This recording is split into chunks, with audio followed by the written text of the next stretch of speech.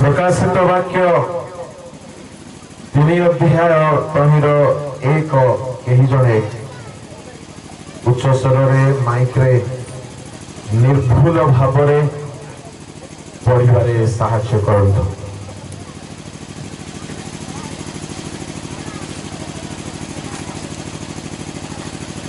जे ईश्वर सप्त आत्मा और सप्त नक्षत्र धारण करती से यहाँ कहती आम्भे तुमर कर्म जाणु तुम्भे नाम जीवित मात्र प्रकृत मृत।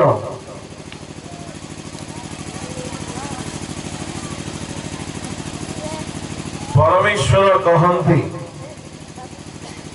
आम्भे तुम्हार कर्म जाणु तुम्हें नाम जीवित वो प्रकृत मृत। तेरे कहतु आपण सामने छोट गोटे प्रश्न रखा चाहिए। जड़े नाम जीवित किंतु प्रकृत मृत तेरे प्रश्न है से मृत ना से जीवित। भल प्रश्न टी जड़े नाम जीवित किंतु प्रकृत मृत तेरे से व्यक्ति जीवित ना से व्यक्ति मृत। ठीक है साउंड हो पार कि कौन लगुच उत्तर आसु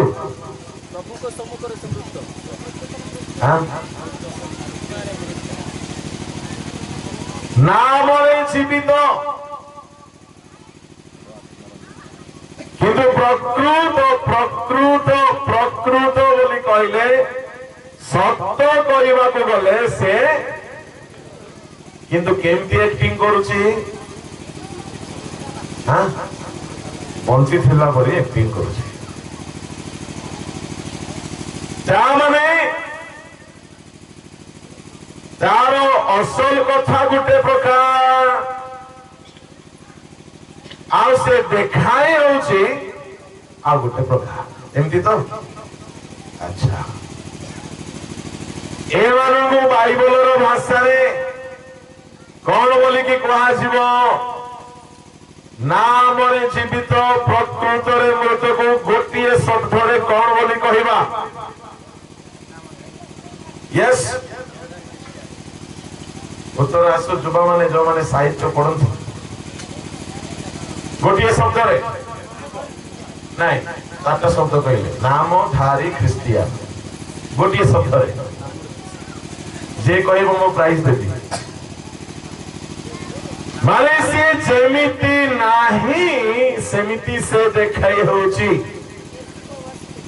यस उत्तर आसु प्राइज ने बने कि नहीं गोटे शब्द रे उत्तर दियो।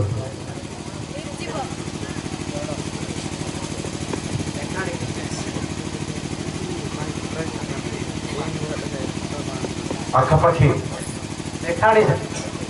पाखापाखि आसीगले देखाणिया बोली कहू को आउ थे मुझे आपको सहज कर प्रकृत बोली कहले सत्य को सत्य से मरी जाए किंतु अभिनय करुची बंची थिला परी जहां नहीं ता थिला परी जो माने देखे होंगे से मान को कौन कहा जाए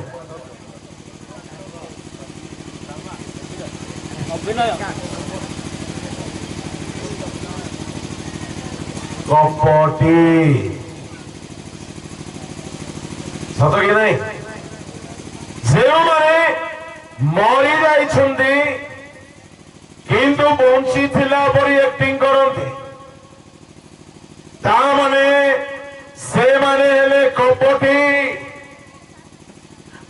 कपटी मानू ट्रिटमेंट करवा बड़ कठिन काम आमर जनाबाड़ी रे सब कपटी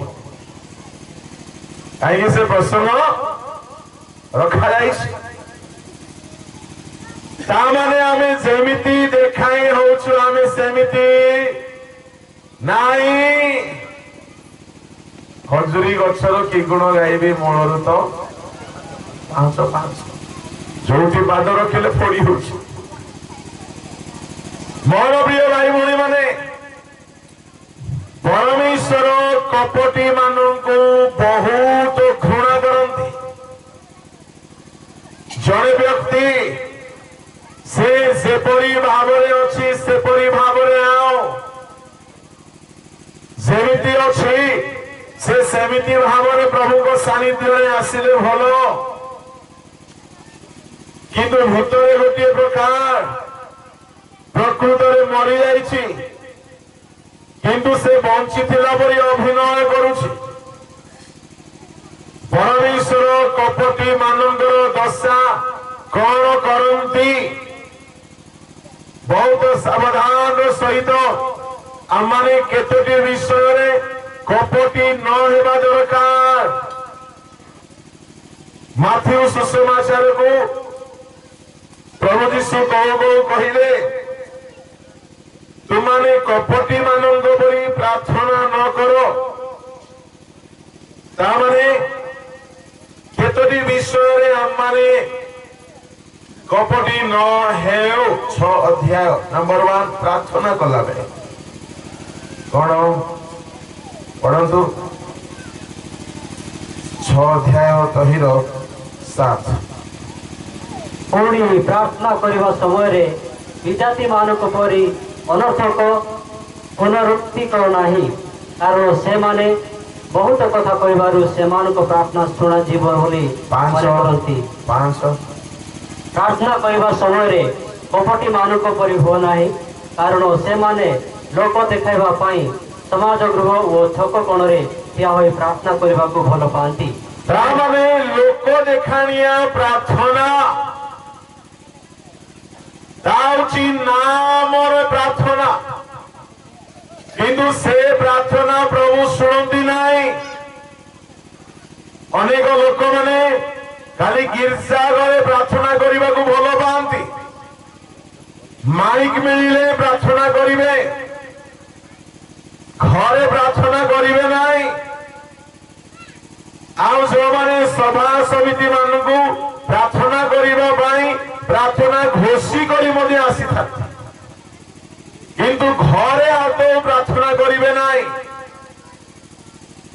आउ प्रार्थना करला बेलकु बारंबार रिपीट करुथुबे काहेकि आउ अलगा शब्द आसु नहीं मु देखिछि प्रचारक मानकु वाक्य जदि न मिले हालेलुया आमेन बोली कर टिके एडजस्ट करथि मु मध्य करूथिली आ कोन एडजस्टमेंट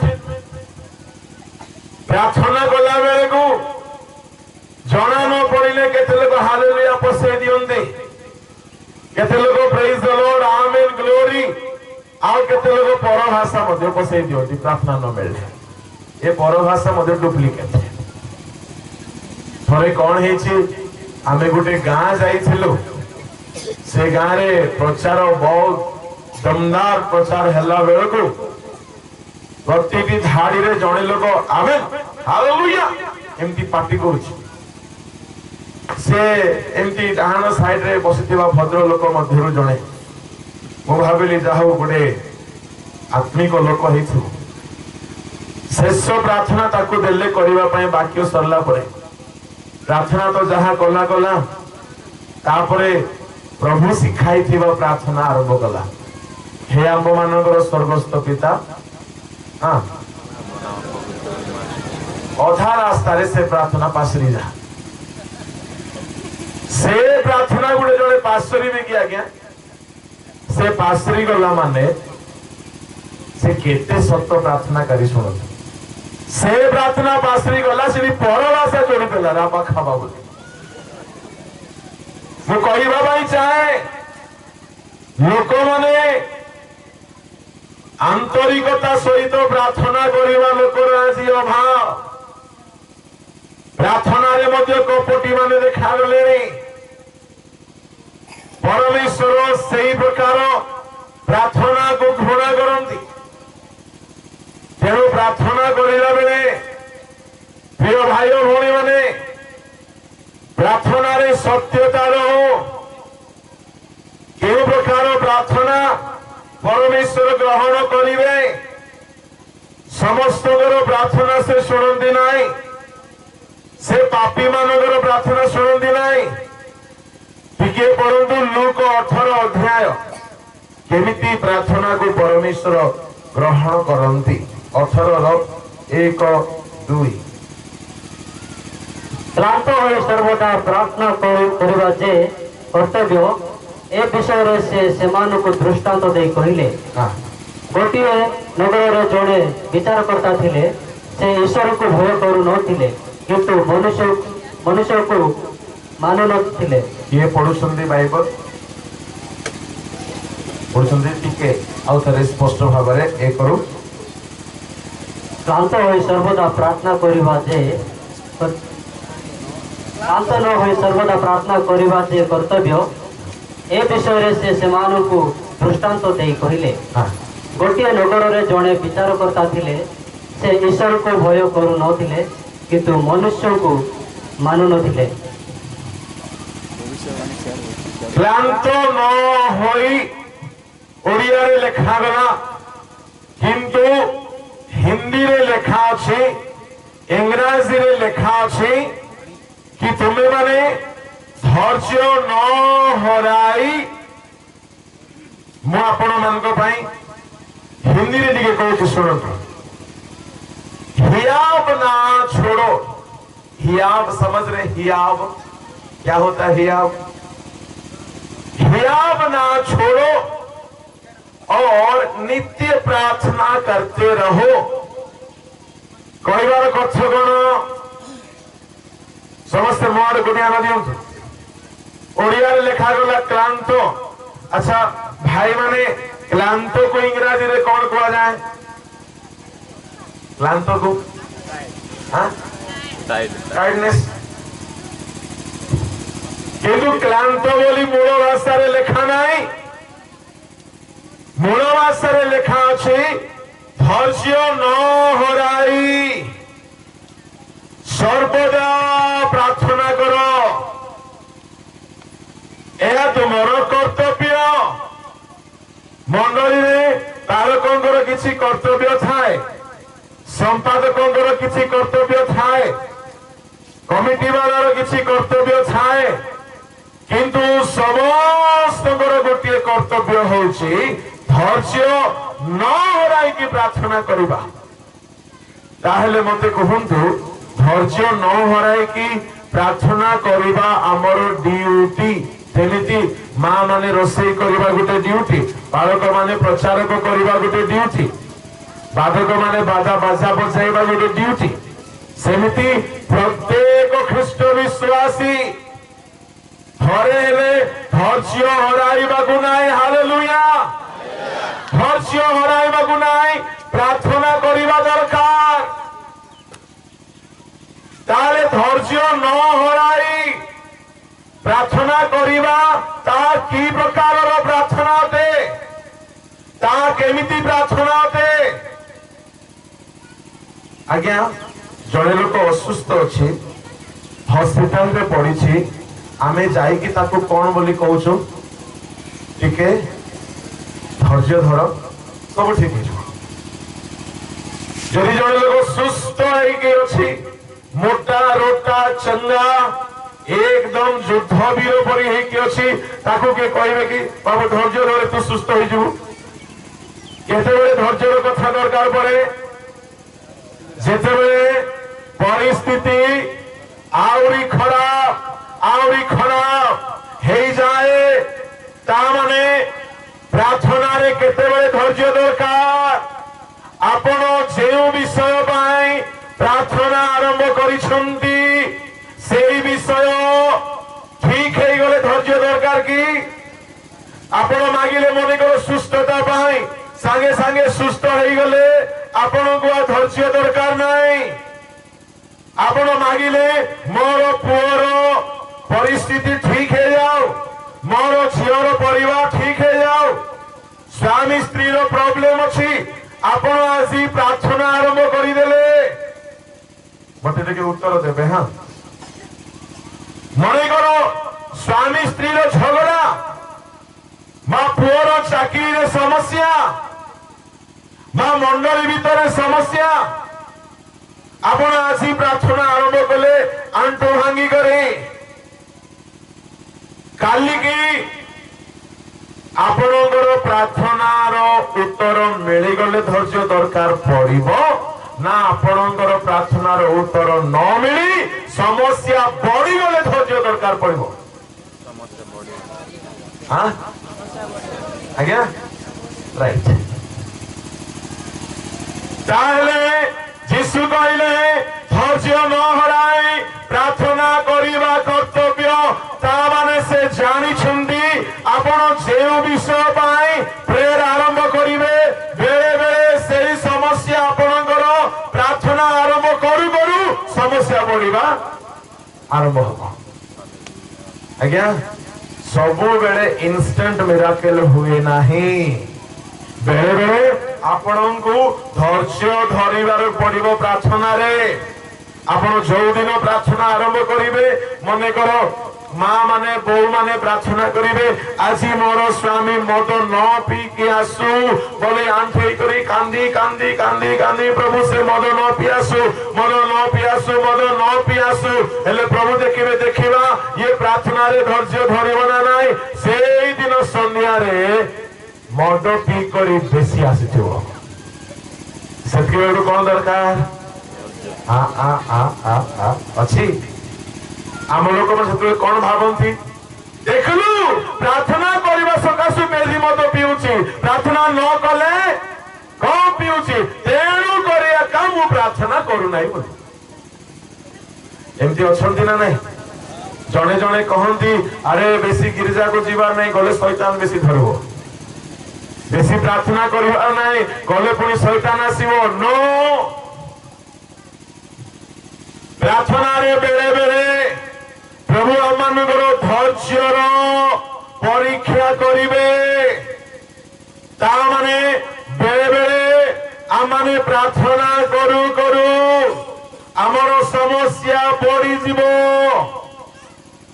हालेलुया मुटिके आपनकर हाथ देखिबा पई चाहिबी केते लोक अछंती आपण गुटिए विषय पई प्रार्थना करिबा आरंभ कले करला परे परे समाधान हेला नै समस्या बढ़ी गला एमती लोक केते लोक अछंती हाथ उठांत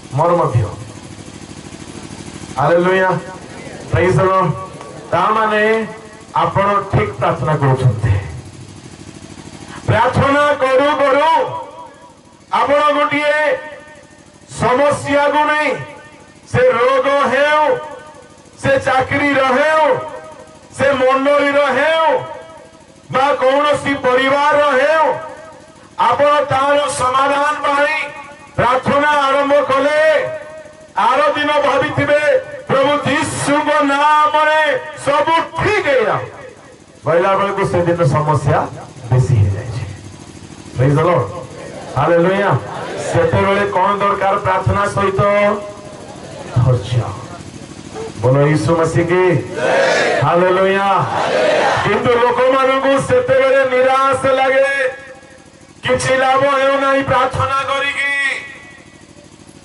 एमिति एमिति एमिति परिस्थिति आसीबो बोली यीशु कहिले गुडे सुंदर उदाहरण देले कौन से उदाहरण तळको पड़ बाबू 18 रो 2-3 रु 2 रु गोटिए नगर रे जड़े विचार करता थिले से ईश्वर को भय कर नथिले कि मनुष्य को मान नथिले सेही नगर रे जड़े विधवा थिला से थर को थर तांको निकट को जाय कहूथिला मोर विवादीर अन्याय प्रतिकार करंतु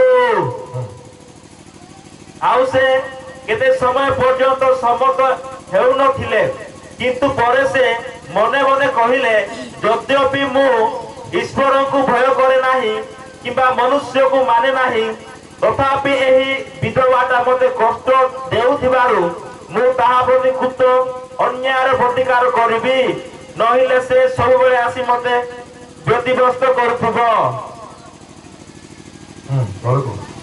सेतिरे प्रभु कहिले एही अधार्मिक विचारकर्ता कौन करुछंती ता सुन तेबे ईश्वर को जो मनोनीत लोक माने दिवारात्र तांकु डाकु थांती से कि से मानक प्रति कृत अन्यायर प्रतिकार करिवे नाही यद्यपि से मानक शत्रु मानक प्रति दीर्घ सहिष्णु अटंती मु तुम्भ मानक कहूअछि से शीघ्र से मानक प्रति कृत अन्यायर प्रतिकार करिवे। हालेलुया हालेलुया समस्त कुंतु से शीघ्र माइक रे कौन है समस्त कुंतु से शीघ्र समस्त अन्यायर समाधान करिवे। पड़ोसी लोकर हाथ धरी कहतु प्रभु जीशु शीघ्र आपणकर अन्यायर समाधान करिवे किंतु आपन को प्रार्थना रे धैर्य दरकार करूछंती तो हालेलुया प्रेज द लॉर्ड ता माने गुटे दिन प्रार्थना कले हेबो नै सर्वदा प्रार्थना करिबा कर्तव्य।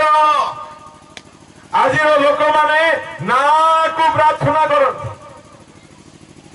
मु काली कहूली सारेंगिरपी कौन दिन को जड़े पुणी 6 थर प्रार्थना करुछ केते केते बेले खाइला बोले सोईकी उठू उठू गुड थर राति सारा भोरे सोइला बोले 1 नंबर प्रार्थना। 2 नंबर जलखिया रे बसला बेले गुड थर।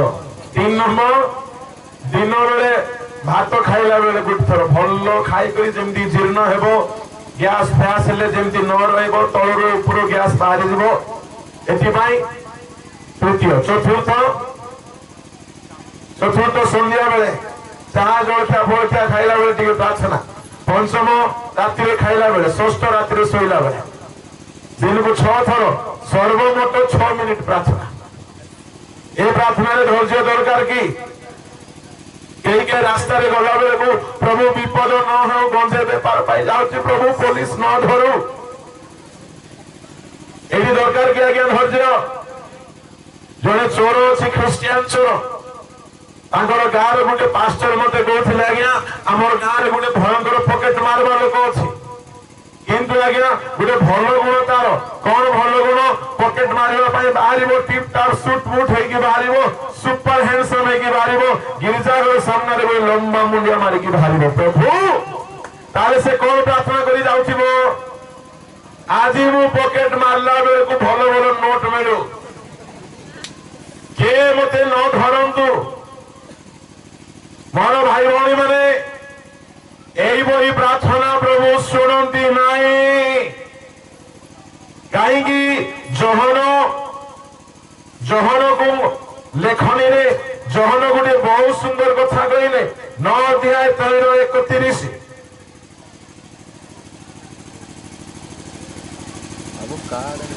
ईश्वर से पापी मान कथा शुणती नहीं यह आंभे माने जानू किंतु जदि कहीं ईश्वर भक्त होई तांकर इच्छा साधन करे ताहा हेले से तार कथा शुणते। परमेश्वर कार कथा शुणती नहीं पापी मानकर प्रार्थना शुणती नहीं तेणुक प्रार्थना करने पूर्व प्रथम विषय ध्यान देवे प्रार्थना रे जेते बेले भी आपण माने बसंती प्रिय भाई भौणी माने शुणतु ध्यान रे बसु बसु ऑर्डर मारिबा आरंभ करिवे नहीं छुआ माने मां को पूरा ऑर्डर करंती मां जलखिया दे मां भात दे मां मांस दे मोर लुगा दे पैंट दे शर्ट दे सेपरी नुह प्रार्थना बोली कहले परमेश्वर को हुकुम करिबा नुह प्रार्थना रे बसु बसु तुमरो प्रार्थना परमेश्वर शुणिबा दरकार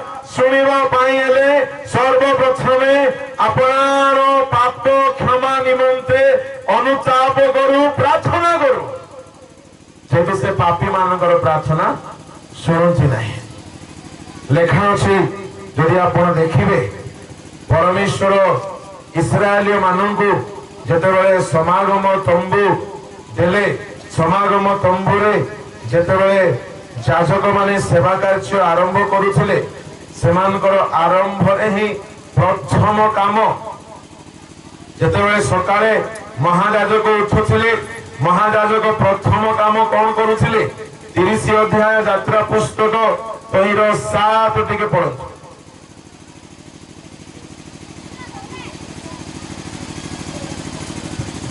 ହାରଣ ତହିଁ ଉପରେ ସୁଗନ୍ଧି ଧୂପ ଜଳାଇବ। ହଁ। ସେ ପ୍ରତି ପ୍ରଭାତରେ ପ୍ରଦୀପ ପରିଷ୍କାର କରିବା ବେଳେ ହଁ। ସେହି ଧୂପ ଜଳାଇବ। କେତେବେଳେ ଧୂପ ଜଳାଇବ? ପ୍ରଦୀପ ପରିଷ୍କାର କଲା ବେଳେ। ପ୍ରଦୀପ ପରିଷ୍କାର କେତେବେଳେ କରିବ? ସକାଳେ ନା ଦିନବେଳେ ନା ସନ୍ଧ୍ୟାରେ ନା ରାତିରେ? ମାଇକରେ ସକାଳେ। ହାଲେଲୁୟା। ସକାଳେ ଉଠୁ ଉଠୁ ହାରଣ ଯାଜକ ପ୍ରଥମ କାମ, ସପ୍ତ ଦୀପ ଥିବ, ସେ ଦୀପର ସଳିତା କାଟିବ। କାହିଁକି? ରାତି ସାରା ଜଳିଲେ ଜମି ଯାଇଥାଏ କଳା କଳା। ଯଦି ତାକୁ କାଟିବ ନାହିଁ, ଆଉ ଥରେ ସେଦିନ ଦୀପ ଜଳିବ, ଆଲୋକ ଦେବ ନାହିଁ। ତାପରେ ଚାରିପଟେ କଳା କଳା ଧୂଆଁ ଜମି ଯାଇଥିବ, ତାକୁ ଭଲ କରି ପୋଛିବ ପ୍ରଭାତରେ। ତେବେ ଆମମାନେ ସମସ୍ତେ ଈଶ୍ୱରଙ୍କର ରାଜକୀୟ ଯାଜକ ବର୍ଗ। ଆମର କାମ କଣ ଆଜ୍ଞା? ସକାଳେ ଉଠୁ ଉଠୁ ଦୀପକୁ ପରିଷ୍କାର କରିବା। ଯୀଶୁ କହିଲେ, ତୁମେ ମାନେ ଜଗତର ଜ୍ୟୋତି। ଆମ ଜୀବନରେ ଯାହା ଯାହା ମଇଳା କଳା ଅସୁଚିତା ଜମି ଯାଇଥାଏ, ପ୍ରାତଃ କାଳରେ ଉଠିବେ ସର୍ବପ୍ରଥମେ ନିଜର ପାପ ସକଳକୁ ସ୍ୱୀକାର କରି କ୍ଷମା ମାଗି ଯୀଶୁଙ୍କ ରକ୍ତରେ ଧୌତ ହେବେ। ତାପରେ ଅନ୍ୟାନ୍ୟ ପ୍ରାର୍ଥନା ଆରମ୍ଭ କରିବେ। ଯାଜକ ଦିନରେ ହୋମ ବଳି, ପାପ ବଳି, ଦୋଷ ବଳି, ନୈବେଦ୍ୟ ଇତ୍ୟାଦି ଉତ୍ସର୍ଗ କରିବ, କିନ୍ତୁ ଉଠୁ ଉଠୁ ପ୍ରଥମ କାମ ହଉଛି ଦୀପ ପରିଷ୍କାର। ଠିକ ସେହିପରି ଦିନ ସାରା ଆପଣ ଯେତେ କାମ କରିବାକୁ ଯିବେ, ସେବା କରିବା ଲୋକ ହେଉନ୍ତୁ କିମ୍ବା ଅନ୍ୟାନ୍ୟ ଭାଇ ଭଉଣୀ ହେଉନ୍ତୁ, ଆପଣ ଉଠୁ ଉଠୁ ପ୍ରଥମେ ପ୍ରାର୍ଥନାରେ ବସିବେ। ଆପଣଙ୍କୁ ଯୀଶୁଙ୍କ ରକ୍ତରେ ପରିଷ୍କାର କରିବେ। କାହିଁକି ବୋଲି କହିଲେ, ମାଗିଲେ ପ୍ରଭୁ ଦିଅନ୍ତି ନାହିଁ, ସେ ପାପୀ ମାନଙ୍କର ପ୍ରାର୍ଥନା ଶୁଣନ୍ତି ନାହିଁ। ଏଣୁକରି ପ୍ରାର୍ଥନା ଶୁଣାଯିବା ଆଗରୁ ଆପଣ ମାନେ ଆପଣଙ୍କୁ ଶୁଚି କରନ୍ତୁ, ପରିଷ୍କାର କରନ୍ତୁ। ହାଲେଲୁୟା, ପ୍ରେଜ୍ ଦ ଲର୍ଡ। ଟିକେ ଜୋରରେ କହିବା କି ହାଲେଲୁୟା। ଆଚ୍ଛା, ତାହେଲେ ଯୀଶୁ ସେଠାରେ ଗୋଟିଏ ସୁନ୍ଦର ଘଟଣା କହିଲେ, କେମିତି ପ୍ରଭୁ ଶୀଘ୍ର ତୁମ ମାନଙ୍କର ଉପକାର କରିବେ। ଗୋଟିଏ ନଗରରେ ଗୋଟିଏ ବିଚାରକର୍ତ୍ତା ଥିଲେ, ଆଉ ସେଇ ବିଚାରକର୍ତ୍ତା କାହାକୁ ଭୟ କରୁନଥିଲେ, ମନୁଷ୍ୟକୁ ନାହିଁ କିମ୍ବା ଈଶ୍ୱରଙ୍କୁ ନାହିଁ। 18:2 ଅଥରେ, ଗୋଟିଏ ନଗରରେ ଜଣେ ବିଚାରକର୍ତ୍ତା ଥିଲେ, ସେ ଈଶ୍ୱରଙ୍କୁ ଭୟ କରୁନଥିଲେ କି ମନୁଷ୍ୟକୁ ମାନୁ ନଥିଲେ। ସେହି ନଗରରେ ଜଣେ ବିଧବା ଥିଲା। ସେ ଥରକୁ ଥର ତାଙ୍କ ନିକଟକୁ ଯାଇ କହୁଥିଲା, ମୋର ବିବାଦର ଅନ୍ୟାୟର ପ୍ରତିକାର କରନ୍ତୁ। ମୋହର ବିବାଦୀର ଅନ୍ୟାୟର ପ୍ରତିକାର କରନ୍ତୁ। ଗୋଟିଏ ନଗରରେ ଦୁଇ ଲୋକ, ଗୋଟିଏ ନଗରରେ ବିଚାରକର୍ତ୍ତା ବି ଅଛନ୍ତି, ଆଉ ସେଇ ନଗରରେ ଜଣେ ବିଧବା ମଧ୍ୟ ଅଛି। ଏଇ ବିଧବା ବହୁତ ଅସହାୟ, କିନ୍ତୁ ସେଇ ନଗରରେ ବିଚାରକର୍ତ୍ତା ସମସ୍ତଙ୍କର ଦୁଃଖ ସୁଖ ଶୁଣିବେ, ଆଉ ସେ ବିଚାର କରିବେ। କିନ୍ତୁ ସେ ବଡ ଭୟଙ୍କର ଲୋକ, ସେ ମଣିଷକୁ ବି ଡରୁ ନାହାନ୍ତି କି ଈଶ୍ୱରଙ୍କୁ ମଧ୍ୟ ଡରୁ ନାହାନ୍ତି। ଶୁଣନ୍ତୁ, এই বিচারকর্তা কাহার লক্ষণ? এই বিচারকর্তা কাহার তুলনা করা যায়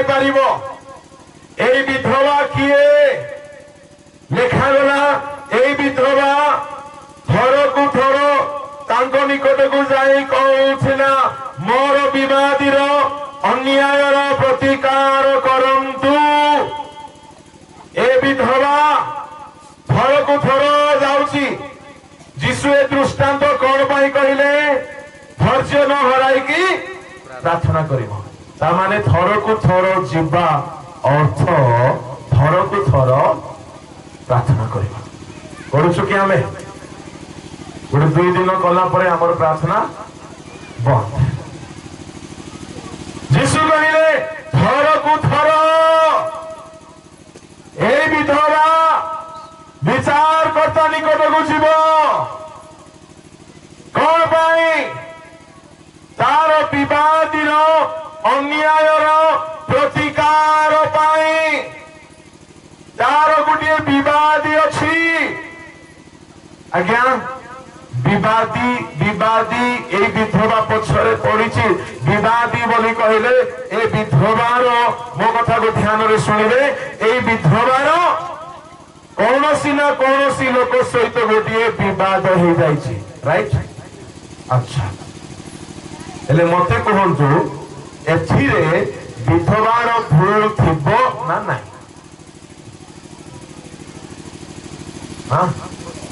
ଟିକେ ମୁଣ୍ଡ ହଲାନ୍ତୁ, ନହେଲେ ହାତ ଗୋଡ ହଲାନ୍ତୁ।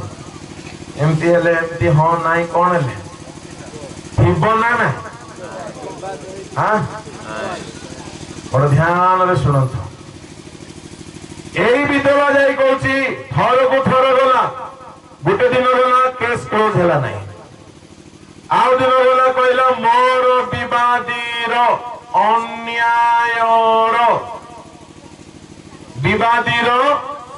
ଅନ୍ୟାୟର ଟିକେ ଆଜ୍ଞା ଠିଆ ହୁଅନ୍ତୁ। ହାଲେଲୁୟା। ଆଙ୍କେ ହେଲେ ବିଧବା, ମୁଁ ହେଲେ ବିଚାରକର୍ତ୍ତା। ହାଲେଲୁୟା, ପ୍ରେଜ୍ ଦ ଲର୍ଡ। ହେଲେ ଆଙ୍କେ ହେଲେ ବିଧବା, ଇଏ ଆସୁଛନ୍ତି ବିଚାରକର୍ତ୍ତା ପାଖକୁ, ଆଉ କହୁଛନ୍ତି ମୋର ଅନ୍ୟାୟର ପ୍ରତିକାର କରନ୍ତୁ। ତେବେ କୁହନ୍ତୁ, ଇଏ ଦୋଷୀ ଥିବେ ନା ନିର୍ଦ୍ଦୋଷ? କନଫ୍ୟୁଜ ହେଇଗଲେ? ନିର୍ଦ୍ଦୋଷ। କାହିଁକି ଇଏ କହୁଛି ମୋ ସହିତ ଅନ୍ୟାୟ ହେଇଯାଇଛି? ଆଜ୍ଞା, ଦୋଷୀ ମାନେ ଥାନାକୁ ଯିବେ ନା ନିର୍ଦ୍ଦୋଷ ମାନେ? କମ୍ପ୍ଲେନ କରିବା ପାଇଁ କିଏ ଯାଆନ୍ତି? ନିର୍ଦ୍ଦୋଷ ମାନେ। ଆଉ ଦୋଷୀ ମାନେ ଲୁଚି ବୁଲନ୍ତି। ତାମାନେ ଆପଣ ମାନେ ଧୈର୍ଯ୍ୟର ସହିତ ପ୍ରାର୍ଥନା ଆରମ୍ଭ କରିବା ଆଗରୁ ସର୍ବପ୍ରଥମେ କଣ ହେବା ଦରକାର? ନିର୍ଦ୍ଦୋଷ। ମୁଁ ଆପଣଙ୍କୁ କହିବି, ଆପଣଙ୍କର ପ୍ରାର୍ଥନା ଜୀବିତ କେମିତି ହେବ?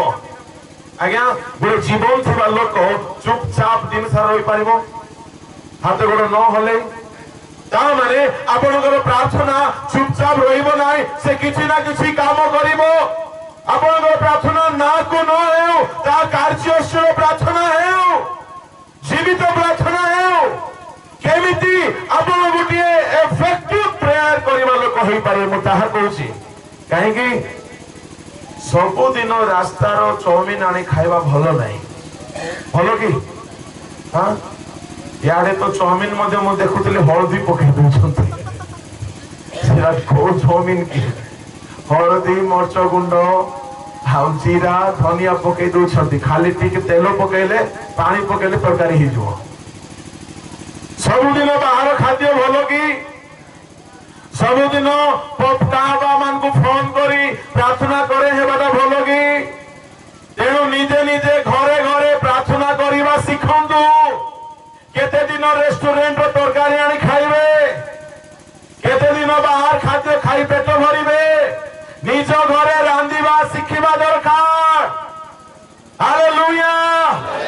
ତେବେ କେମିତି ଆପଣଙ୍କର ପ୍ରାର୍ଥନା ନାମରେ ଖାଲି ପ୍ରାର୍ଥନା ନ ହେଉ, ଜୀବିତ ପ୍ରାର୍ଥନା ହେବ? ଜୀବିତ ପ୍ରାର୍ଥନା ହେବା ପାଇଁ ହେଲେ ଆପଣ ବିଧବା ହେଇଯାଆନ୍ତୁ। ସତକୁ ସତ ଆଜ୍ଞା, ଏଠାରେ ଯେତେ ଆମେ ଅଛୁ, ଆମେ ଦୁନିଆରେ ବିବାହିତ ହେଇଥିଲେ ହେ, ସ୍ୱାମୀ ଥିଲେ ହେ, ଆମେ ବିଧବା ପରି। କାହିଁକି? ଆମର ଦୁନିଆରେ କେହି ପ୍ରକୃତରେ ସାହାଯ୍ୟକାରୀ ନାହିଁ। ନା ନା ସରକାର ଆମକୁ ସାହାଯ୍ୟ କରିବ, ନା ସମାଜ ଆମକୁ ସାହାଯ୍ୟ କରିବ।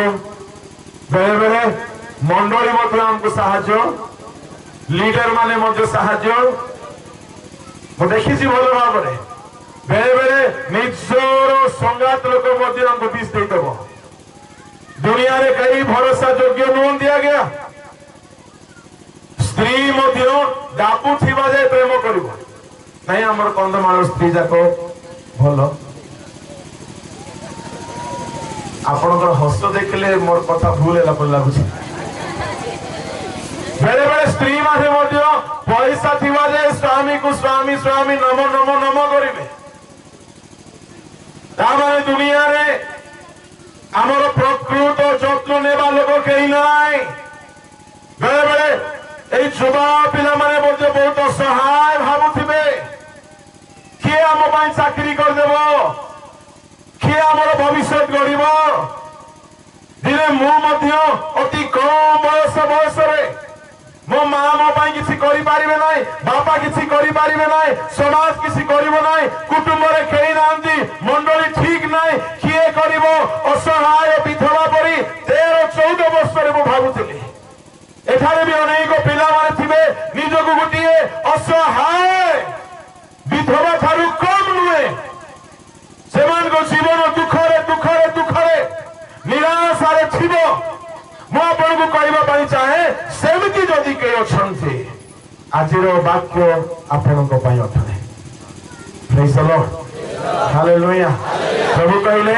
तुमे निराश हो नहीं धैर्य धरिबो प्रार्थना सहित कौन जोड़िबा दरकार धैर्य नंबर 1 नंबर 2 प्रार्थना सहित निर्दोष जीवन थिबार अछि ये विधवा देखिला मोर विवाद गुटी अछि किंतु मोर किछि दोष नाही मो प्रति कौन ही जाय छी आज्ञा अन्याय हालेलुया हालेलुया आ मोर अन्याय रो समाधान के करिवे विचारकर्ता करिवे तेरे आमर विचारकर्ता किए हालेलुया तेरे विचारकर्ता निकट को जीवा कि नहीं विचारकर्ता निकट को जीवा आमर विचारकर्ता न्यायवान अच्छा हेले गोटे प्रॉब्लम है टिके आपण ठिया होंतु हां तोल को पड़ो तारो चारी आउ से केते समय पर्यंत सम्मत हेउ नथिले किंतु परे से मने मने कहिले यद्यपि मु ईश्वर को भय करे नाही किंबा मनुष्य को माने नाही तथापि एई विधवाड़ा मते कष्ट देउथिबारु मु ताहा प्रति कृत अन्याय प्रतिकार करिबी नहिले से सबु बेले आसी मते गतिवस्त करूथिबो सुनंतु ए विधवा गुटे दिन गला जाई कर विचार कर तांकर कबाट रे बेल थाउछि नै कि टिंग टोंग जेमिति विधवा बेल बजेला विचार करता देखिले बुढ़ी पळे आसी विचार करता कहले एते सकाळ काई कि आसलो जा मु ब्रश मध्ये करी नाही मु गाधोई नाही मु खाई नाही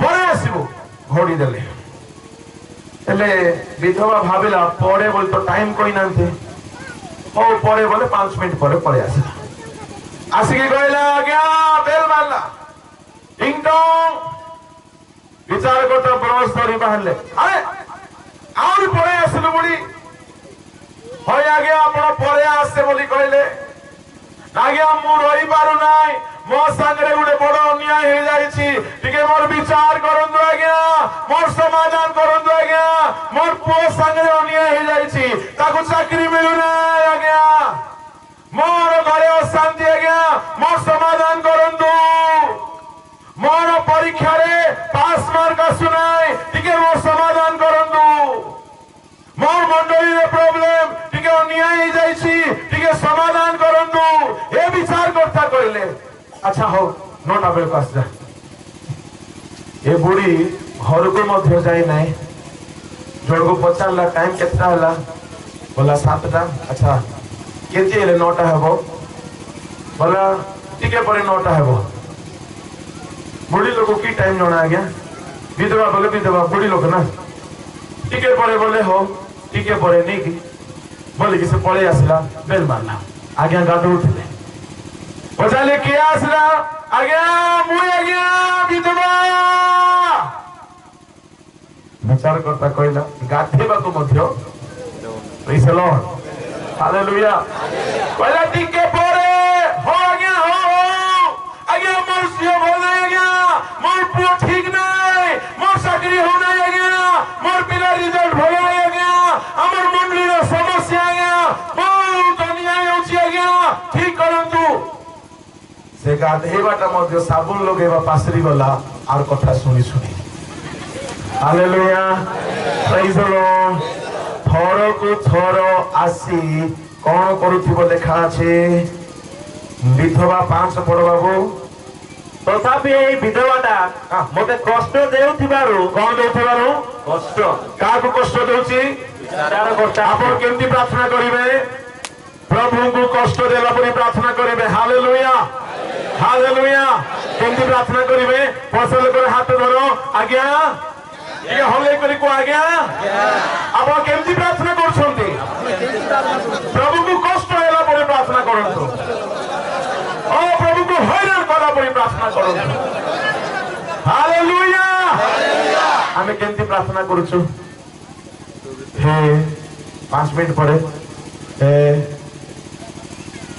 जिहोवा प्रभु तुम्हें धन्य अल्फा ओमेगा अनादि अनंत जे अछ ए प्रार्थना रे प्रभु को कष्ट हबो कि जनकर प्रार्थना मु शुणुली आज्ञा से आरंभ कला हे अल्फा ओमेगा क ख ख जिहोवा रफा जिहोवा निसी एलोही एलोही जिसु प्रभु केबे प्रार्थना करबो कि नो प्रार्थना रे विचार करता को कष्ट देबार अछि एमिति प्रार्थना चलिबो नाही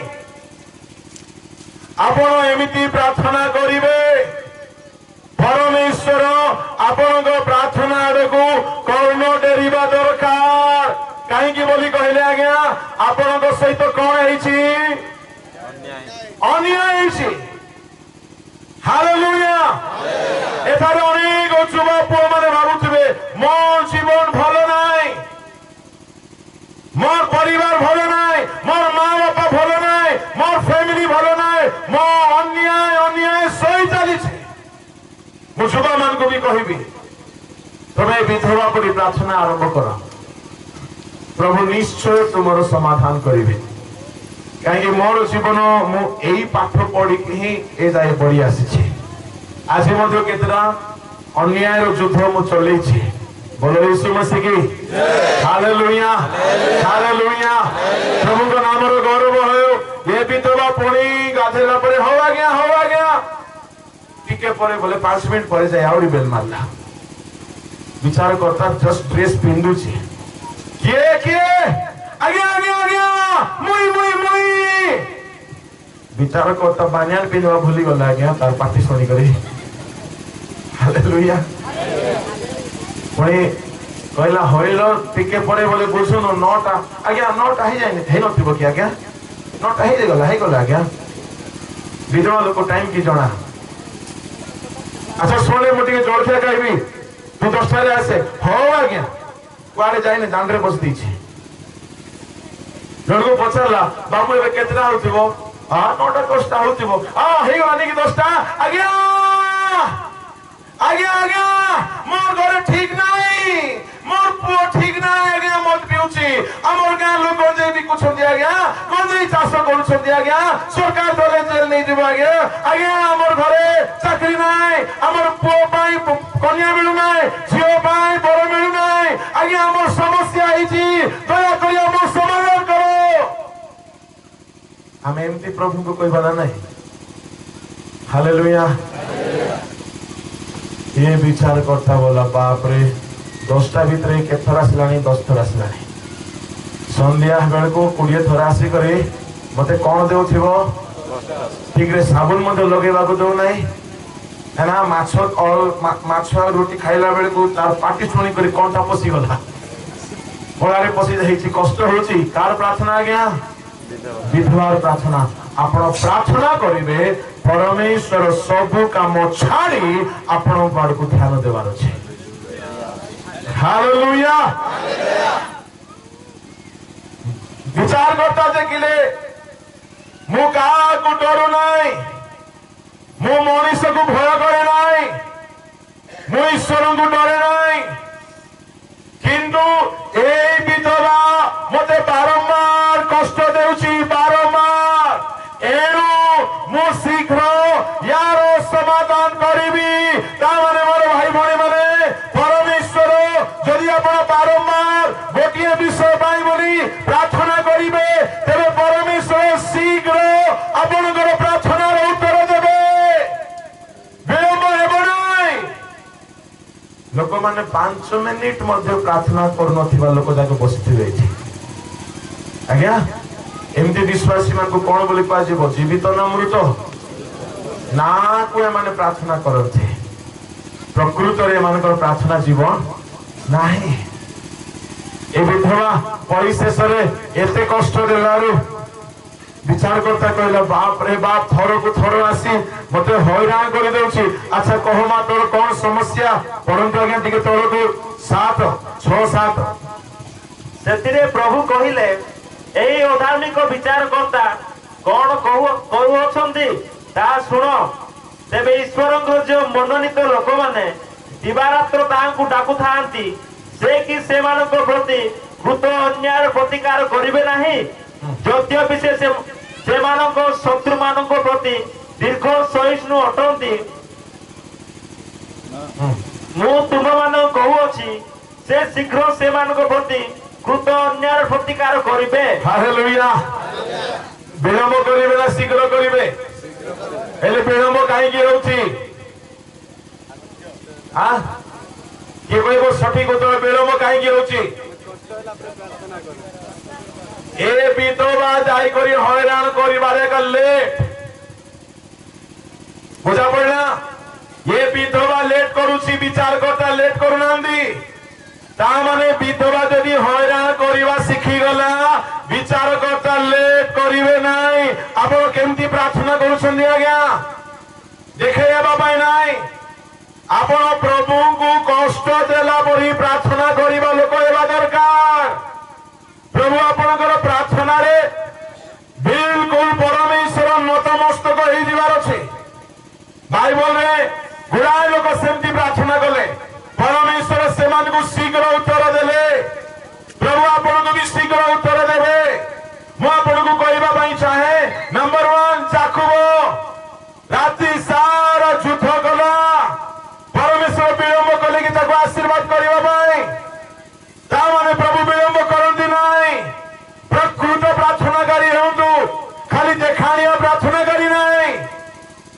जाकुब राति सारा प्रार्थना कला आदि पुस्तक रे कौन लिखा अछि जाकुब कौन कला बोली युद्ध कला होसेय 12:3-4 पढ़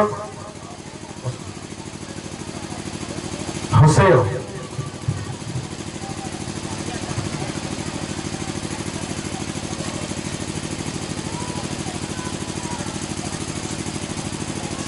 गर्भरे से आपना भ्रातार पादमूल धरिला वो बय प्राप्त समय से परमेश्वर सहित युद्ध कला हाँ से दूत उपरे बलवान हो जय कला से क्रंदन करी ताहांको निकटे निवेदन कला केमती युद्ध कला आज्ञा क्रंदन करी युद्ध कला हालेलुया ता माने प्रार्थनार युद्ध केमती युद्ध साहित्य श्लोक बाड़ेबार युद्ध नाही एरा सुनिबा पई भलो लागे प्रार्थना गुडाक किंतु प्रकृत युद्धर प्रार्थना हेउची जने लोक प्रार्थना रे युद्ध करिवो जाकुब कोन कला आज्ञा आशीर्वाद पाइबा पई युद्ध किंतु हसेर कोन बोली कहले युद्ध नाही कांदिला ता माने युद्धर प्रार्थना हेउची क्रंदनर प्रार्थना तार समस्या को नहीं से कांदिला तार कोन समस्या थिला जाकुब प्रति अन्याय हेछि कोन अन्याय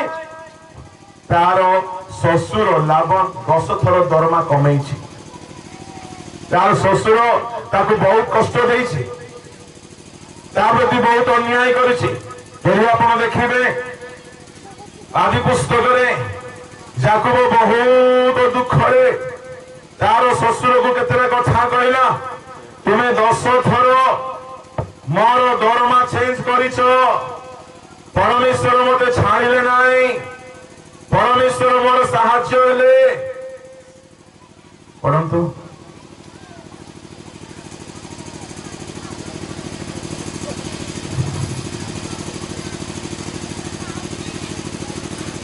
तार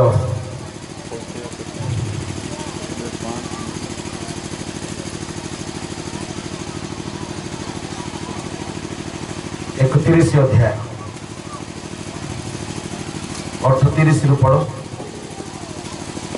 20 वर्ष है तुम संगे रहिले तुमर मेसी वो छागी मानकर गर्भपात होई नाही क्योबा मु तुम पोलर मेंढा मान को खाए नाही देखो आज्ञा समस्त याकूब को पुलपिट बदनाम करुछंती कोन बोली कि प्रभु चक किनु गोटिए हेले मेंढा को केबे हेले किणी करी तरकारी करी खाई नै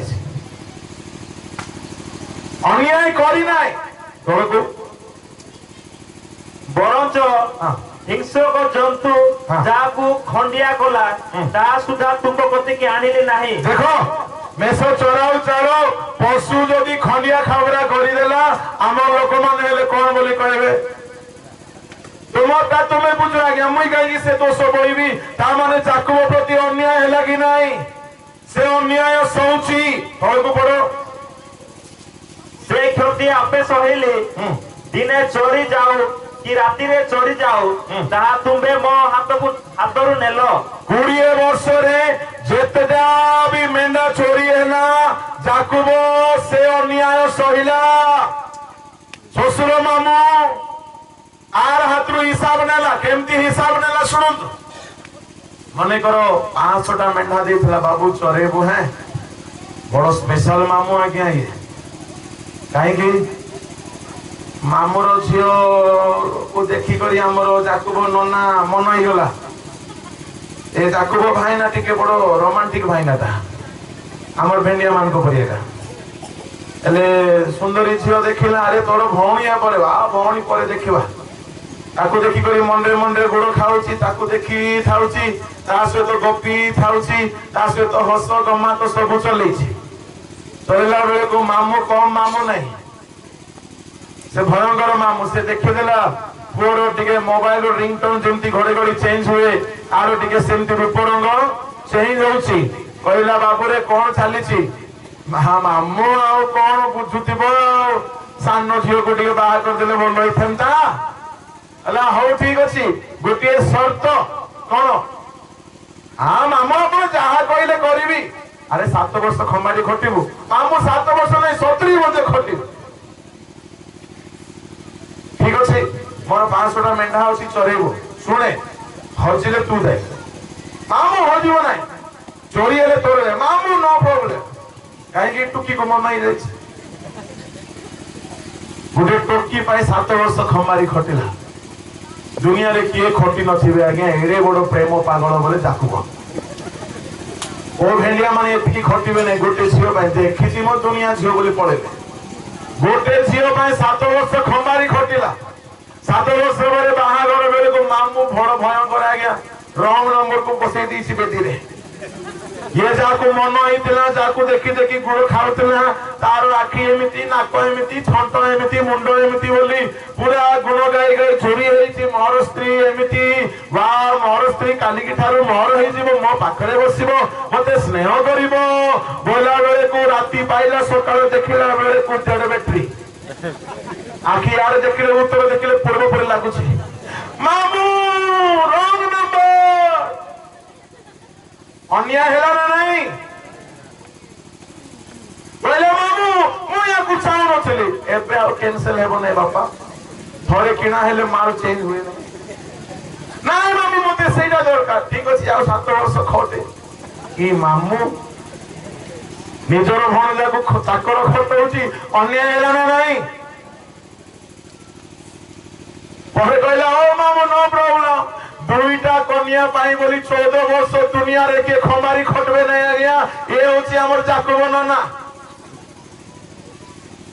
एते रोमांटिक नना ये आ संगे रहउची ताकू मन हे जाई छी मु धन्यवाद देवी लेया केमती सहिला सब कहीं निज स्त्री तार स्वामी को अन्य स्त्री देखिले सहिबे कि आज्ञा लेया सही गला 7 वर्ष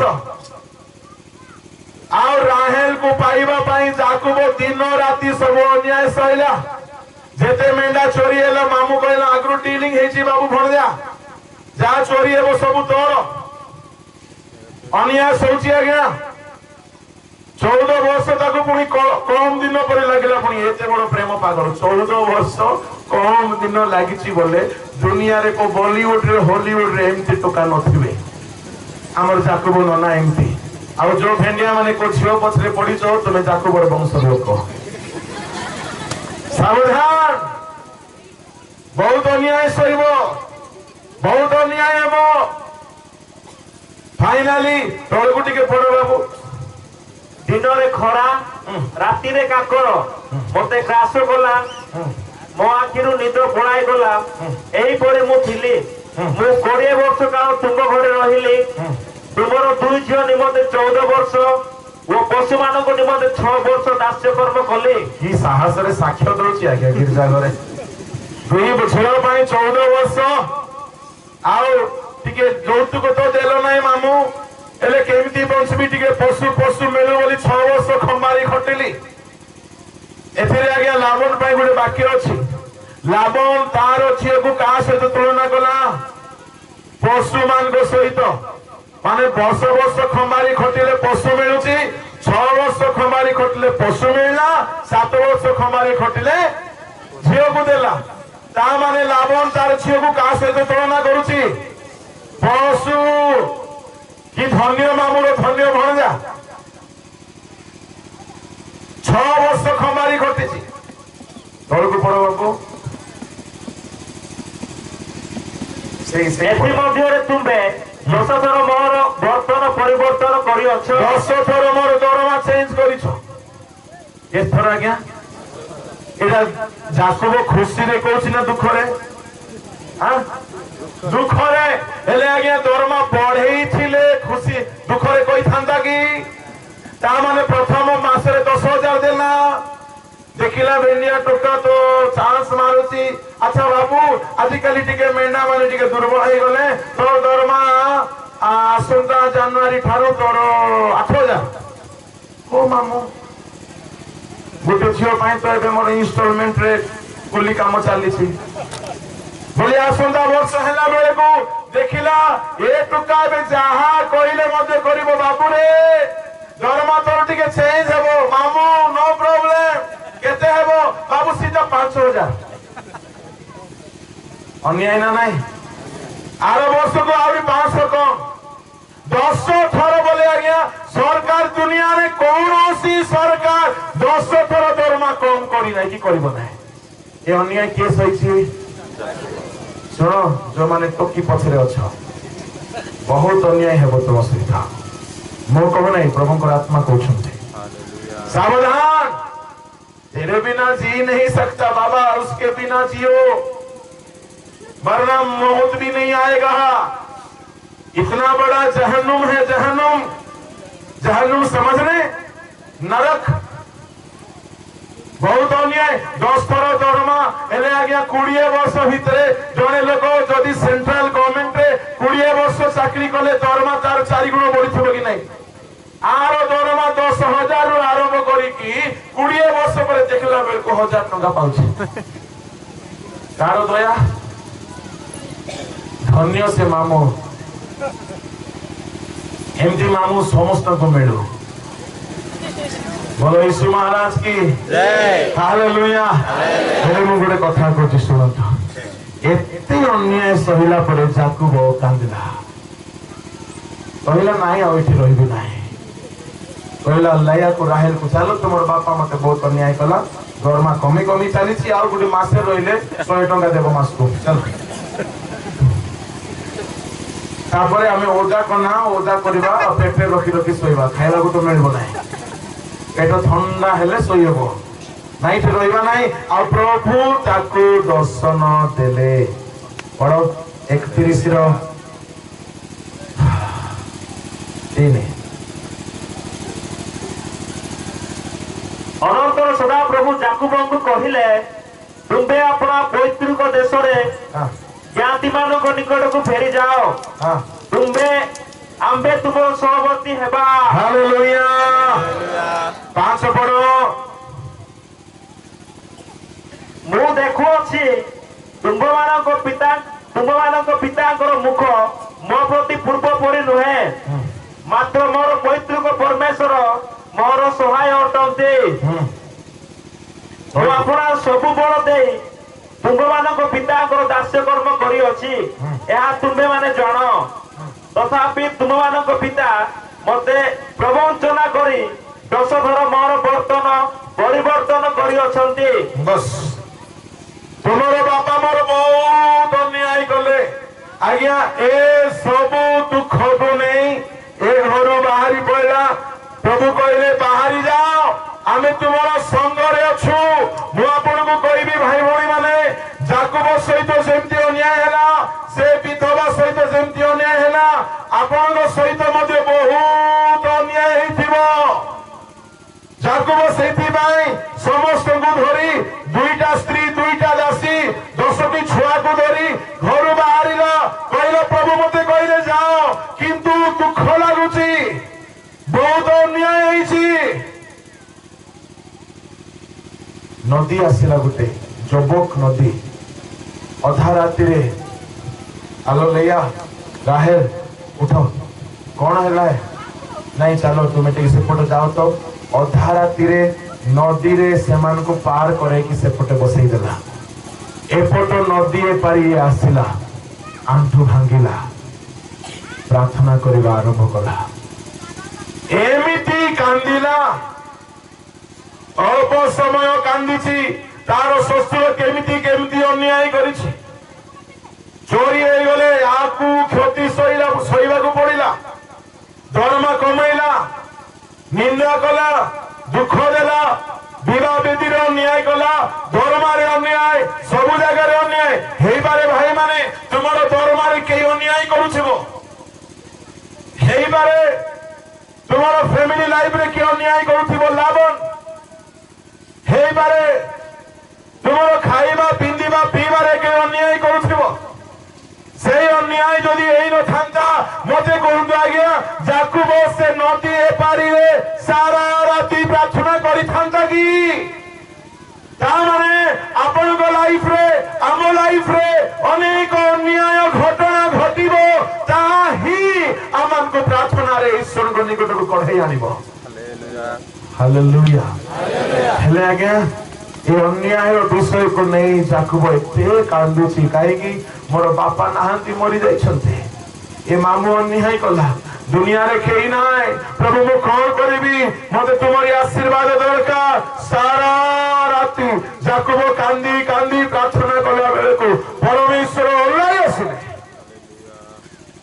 परमेश्वर ओल्लाय आसी कहले कौन बोली कहछन्ती टिके पढंतु सेतेले जाकुब सेठारे एकाकी रहिला तहु जणे पुरुष प्रभात पर्यंत ता सहित मल्ल युद्ध कले मात्र ताहाकु जय करि पारले नाही देखि से जाकुबर उरु देशर संधि स्थान रे आघात कले ताहांक सहित ए प्रकार मल्ल युद्ध करिबारु जाकुबर उ संधि खसी गला अनंतर से पुरुष कहिले आंबो को छाड़ो कारण प्रभात हैला तो जाकुब कहिला तुम्बे मते आशीर्वाद न कले मु तुमको को छाड़ी भी नाही प्रेज द लॉर्ड जाकुब परमेश्वर को कौन कर दी छे क्या कौन कर दी छे जापुड़ी की धरी दी छी अलग बाबू टिका सुन अपना का ठीक रखो हालेलुया परंतु मत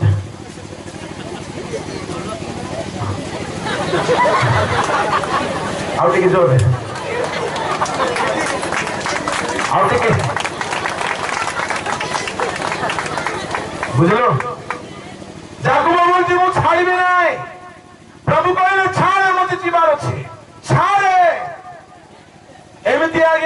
রাতি সারা যাকুব ধরিছি প্রভু দেখলে দেখলে দেখলে গোটে লাথ মারলে গোটে ছোটা ହେଇଗଲା ତଥାପି ବୋଲୁଛି ଛାଡ଼ିବି ନାହିଁ।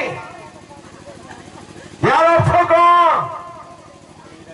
ହାତରେ ଧରି ନାହିଁ ଆପଣ ମଧ୍ୟ ନିଜର ଘରେ ଆଣ୍ଠୁ ମାରିବେ ଆଉ ଗୋଟିଏ ଗୋଟିଏ ଟୋପା ଟୋପା ଲୁହ ଝରାଇବେ। ସେ ଲୁହ ଆଜ୍ଞା ଯେମିତି ମତେ ଧରିଦେଲେ ପରମେଶ୍ୱରଙ୍କୁ ସେମିତି ଧରି ପକାଇବ ଆଉ ପ୍ରଭୁ ତୁମକୁ ଆଶୀର୍ବାଦ ନ କରିକି ଯାଇପାରିବେ ନାହିଁ। ହାଲେଲୁୟା। ଆମର ପ୍ରାର୍ଥନା ସେତେବେଳେ ଜୀବିତ ପ୍ରାର୍ଥନା ହେବ। ଆଜ୍ଞା ପ୍ରାର୍ଥନାରେ କେତେଟା ବିଷୟ ରହିବା ଦରକାର ମୁଁ କହିଲି ଆପଣମାନଙ୍କୁ। ପ୍ରଥମତଃ ପ୍ରାର୍ଥନାରେ ଧୈର୍ଯ୍ୟ ଦରକାର, ଦ୍ୱିତୀୟତଃ ନିର୍ଦ୍ଦୋଷ ପବିତ୍ରତା ଦରକାର, ତୃତୀୟତଃ ଅଶ୍ରୁ ଦରକାର। ଅଶ୍ରୁ ଏମିତି ଝରାଇଲା କହିଲା ପ୍ରଭୁ ମତେ କିଛି ଦରକାର ନାହିଁ। ମଣିଷ କିଏ ଆଜ୍ଞା ପ୍ରଭୁକୁ ଧରିପାରିବ? କିଏ ଧରିବ ମଣିଷ? ତାମାନେ କ୍ରନ୍ଦନ। ଆପଣ ମଧ୍ୟ ପ୍ରଭୁଙ୍କୁ ଧରିପାରିବେ ଭାଇ ଭଉଣୀ। ମୁଁ ମଧ୍ୟ ପ୍ରଭୁଙ୍କୁ ଅନେକ ଥର ଧରିଛି, ପ୍ରଭୁ ଛଡେଇ ପାରିନାହାନ୍ତି। ତୁମେ ମଧ୍ୟ ପ୍ରଭୁଙ୍କୁ ଧରିପାରିବ। ଆଜ୍ଞା ମତେ ଯେମିତି ଧରିଲେ ତାଠୁ ମଧ୍ୟ ଟାଇଟରେ ତୁମେ ପ୍ରଭୁଙ୍କୁ ଧରିପାରିବ ଆଉ ପ୍ରଭୁ ତୁମର ନିଶ୍ଚୟ ସମାଧାନ କରିବେ। ସେ ଛାଡ଼ିବେ ନାହିଁ। ତୁମର ପ୍ରାର୍ଥନା ଜୀବିତ ପ୍ରାର୍ଥନା ହେଇଯାଅ। ଜୀବିତ ପ୍ରାର୍ଥନାରେ ପାୱାର ଅଛି ଆଜ୍ଞା। ନାମରେ ଖାଲି ପ୍ରାର୍ଥନା କଲେ ସେ ପ୍ରାର୍ଥନା ଫାରୁସି ମାନଙ୍କର ପ୍ରାର୍ଥନା। ସେ ପ୍ରାର୍ଥନା ପ୍ରଭୁ ଉପରକୁ ମଧ୍ୟ ଆସିଲା ନାହିଁ ବୋଲି କହୁଛନ୍ତି। ଆପଣଙ୍କ ପ୍ରାର୍ଥନାରେ ପାୱାର ଥାଉ।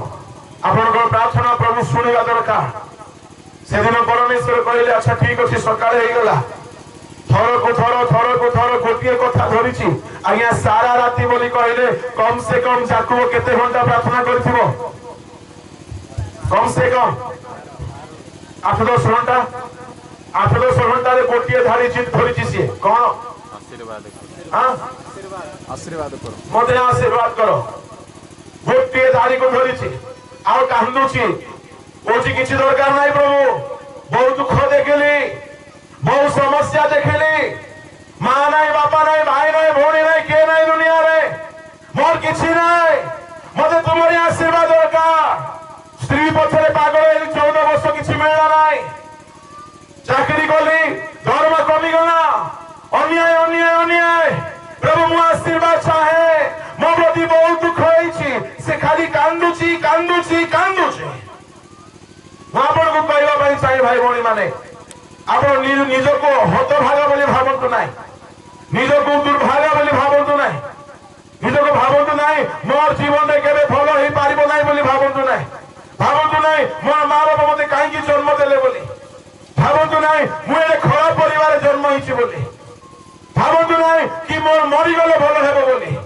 काहे की आमानकर प्रभु प्रार्थना सुनी से हमकु धनवान करिबा पई से खुशरे गरीब हेले, हमकु बलवान करिबा पई से दुर्बल हेले, से आपणार एकमात्र पुत्र को देई देले। जदि हम माने प्रार्थना रे धैर्यर सहित अश्रु सहित सर्वदा सब दिन प्रार्थना करिबा स्वर्गर सब आशीर्वाद से हमर नाम रे कर देबे। Hallelujah praise the Lord. किंतु प्रार्थना हमर मृत प्रार्थना न हेओ। केते लोक गिरजा घर आसले मध्य आखि बंद करती नहीं, ए माने मरी जाइथिबा विश्वासी माने। केते लोक प्रार्थना घरे निज घरे मध्य प्रार्थना करती नहीं। आपनकर प्रार्थना जीवन आज बंची उठो। केते लोक एठारे बसिथिबे आज्ञा मते प्रभु अनुभव करउछंती दिने आपनकर प्रार्थना जीवन बंची थिला, आज प्रार्थना जीवन मरी जाइछे। ए विधवा थर को थर गला कहीं ता सहित कौन है अन्याय है। केते जगह केते लोक अन्याय है प्रभु जाकुब को न्याय देले। से दिन ठारो जाकुब को आउ के अन्याय करि पारला नहीं। से दिन जाकुबर ना बदली गला। जाकुबर ना जाकुब रहला नहीं कौन है गला इस्राएल। इस्राएल ता माने प्रभु तुमर नाम बदलाई देबे भाई माने। तुमर ना आज गाँव खराब हो पारे, चोर हो पारे, ମଦୁଆ ହେଇପାରେ, ମିଛୁଆ ହେଇପାରେ, ପାପୀ ହେଇପାରେ, ବ୍ୟଭିଚାରୀ ହେଇପାରେ, ଯାହା ବି ତୁମର ଖରାପ ନା ଥାଉ, ତୁମେ ପ୍ରଭୁଙ୍କ ସାନିଧ୍ୟରେ ଆଣ୍ଠୁ ଭାଙ୍ଗିବା ଆରମ୍ଭ କର। ଯେ ଯାକୁବର ନାଁ ବଦଳାଇଲେ, ଯେ ସିମୋନକୁ ପିତର କଲେ, ଯେ ସାଉଲକୁ ପାଉଲ କଲେ, ଯେ ପରମେଶ୍ୱର ସାରାକୁ ସାରି ଗଲେ, ସେଇ ପରମେଶ୍ୱର ତୁମର ମଧ୍ୟ ନାଁ ବଦଳାଇ ପାରିବେ। ତୁମର ଅନ୍ୟାୟ ଦିନ ଦୂର ହେବ, କିନ୍ତୁ ତୁମର ପ୍ରାର୍ଥନା କୁ ଟିକେ ଜୀବନ ଦିଅ। ଖାଲି ସାହିତ୍ୟ ଶବ୍ଦରେ 2-4 କଥା କହିଲେ ହୁଏ ନାହିଁ। ପବିତ୍ରତା ସହିତ, নম্রতা ସହିତ ଆଣ୍ଠୁ ଭାଙ୍ଗିବେ, ଅଶ୍ରୁ ଝରାଇବେ। ଆଉ ଗୋଟିଏ ଦିନ 2 ଦିନ ନାହିଁ, ଯେ ଯାଏ ସ୍ୱର୍ଗରୁ ପ୍ରଭୁ ଉତ୍ତର ଦେଇନାହାନ୍ତି, ସେ ଯାଏ ତୁମମାନେ ପ୍ରାର୍ଥନା କର। ଏହା ହେଉଛି କ୍ଳାନ୍ତ ନ ହୋଇ ସର୍ବଦା ପ୍ରାର୍ଥନା କରିବା। ଏକ ତ ଯାକୁବ କଲା ପାଇଲା, ଦ୍ୱିତୀୟ କିଏ କଲା? ଯାତ୍ରା ପୁସ୍ତକରେ ଟିକେ ଦେଖନ୍ତୁ, ତହିଁର 2 ଅଧ୍ୟାୟରେ 23, 24, 25। ବହୁ କାଳ ଉତ୍ତାରେ ମିଶ୍ରୀୟ ରାଜାଙ୍କ ମୃତ୍ୟୁ ହେଲା। ପୁଣି ଇସ୍ରାଏଲ ସନ୍ତାନଗଣ ଦାସ୍ୟକର୍ମ ହେତୁରୁ ହାହାକାର ଓ କ୍ରନ୍ଦନ କଲେ ଓ ଦାସ୍ୟକର୍ମ ସକାଶୁ ସେମାନଙ୍କ ଆର୍ତ୍ତନାଦ ପରମେଶ୍ୱରଙ୍କ ସାମୁରେ ଉପସ୍ଥିତ ହେଲା। ତହିଁରେ ପରମେଶ୍ୱର ସେମାନଙ୍କ ଆର୍ତ୍ତସ୍ୱର ଶୁଣିଲେ। ଆଉ ଅବ୍ରାହମ ଓ ଇସାକ ଓ ଯାକୁବଙ୍କ ସହିତ କୃତ ଆପଣା ନିୟମର ସ୍ମରଣ କରି ଇସ୍ରାଏଲ ସନ୍ତାନଗଣ ପ୍ରତି ଦୃଷ୍ଟିପାତ କଲେ ଓ ସେମାନଙ୍କର ଅବସ୍ଥା ଜାଣିଲେ। ହାଲେଲୁୟା, ପ୍ରେଜ୍ ଦ ଲର୍ଡ। ଆଜ୍ଞା, এই ଇସ୍ରାଏଲ ଲୋକମାନେ 400 ବର୍ଷ ମିଶ୍ର ଦେଶରେ ଦାସ କର୍ମ କଲେ। ମତେ ଟିକେ କୁହନ୍ତୁ, ଆପଣ ମାନେ ଏମାନଙ୍କର ପାପ ସକାଶୁ ହେଲା ନା ଆଙ୍କର ଜେଜେ ବାପାର ବାପାର ବାପାର ପାପ ସକାଶୁ ହେଲା? ଅବ୍ରାହମ ହେଲେ ଆଜ୍ଞା, ଅବ୍ରାହମ ପାପ କଲା, ଏମାନେ ଦଣ୍ଡ ପାଇଲେ, ଏମାନଙ୍କ ପିଠିରେ ଚାବୁକ ପଡୁଛି। ଏ ଇସ୍ରାଏଲ ମାନଙ୍କୁ କୁହାଗଲା ପାଳ ଦିଆଯିବ ନାହିଁ, ଇଟା ବନାଅ। ଇଟା ବନେଇବାର ମନେକର 1000 ଇଟା ଦିନକୁ ବନେଇବାର ଥିଲା, 800 ବନେଇଲେ, ଡକାଗଲା 200ଟା ବନେଇଲ ବୋଲିକି 20ଟା ଚାବୁକ ମାଡ଼ ପଡିଲା, ଦେହ ଲାଲ ଲାଲ ହେଇଗଲା। ରାତିରେ ଆସିକି ଶୋଇଲେ, କାଲିକି ଆହୁରି 1000ଟା ଇଟା ବନେଇବାର ଅଛି। ଇଟା ବନେଇବା ପାଇଁ ମାଟି ଦଳିଲା ବେଳକୁ ଗୋଡ ବଥା ହଉଛି, ରାତିରେ ନିଦ ହଉନାହିଁ, ମାଡ଼ ପଡୁଛି। ଏମିତି ହେଲା ବେଳକୁ ମାଡ଼ ଖାଇବା ଇସ୍ରାଏଲ ମାନେ କହିଲେ, ପ୍ରଭୁ ଆମେ କି ପାପ କଲୁ? ତାମାନେ ଆଜ୍ଞା ଅବ୍ରାହମ ପାପ କଲେ, ଏମାନେ ମାଡ଼ ଖାଇଲେ, ଏମାନଙ୍କ ପ୍ରତି ଅନ୍ୟାୟ କି ନାହିଁ? ଏମାନଙ୍କର ଅନ୍ୟାୟ ସକାଶୁ ଏମାନେ କ୍ରନ୍ଦନ କଲେ। ତେଇଶି ଆଉ ଥରେ ପଢ। ବହୁ କାଳ ଉତ୍ତାରେ ମିଶ୍ରୀୟ ରାଜାଙ୍କ ମୃତ୍ୟୁ ହେଲା।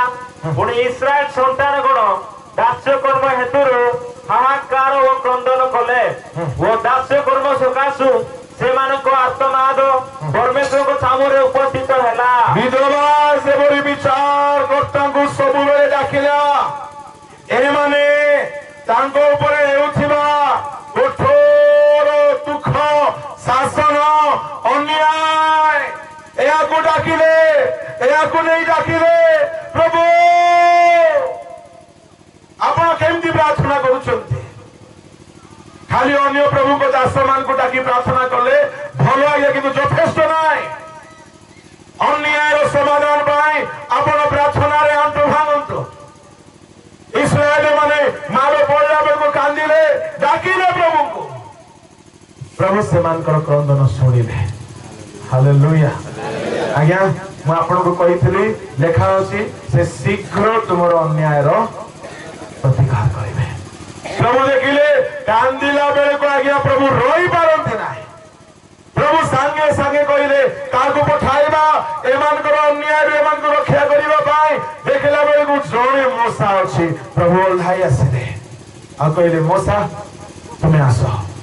3 ଅଧ୍ୟାୟର ପଢନ୍ତୁ ଆଜ୍ଞା, 8, 9, 10, 7, 8, 9, 10।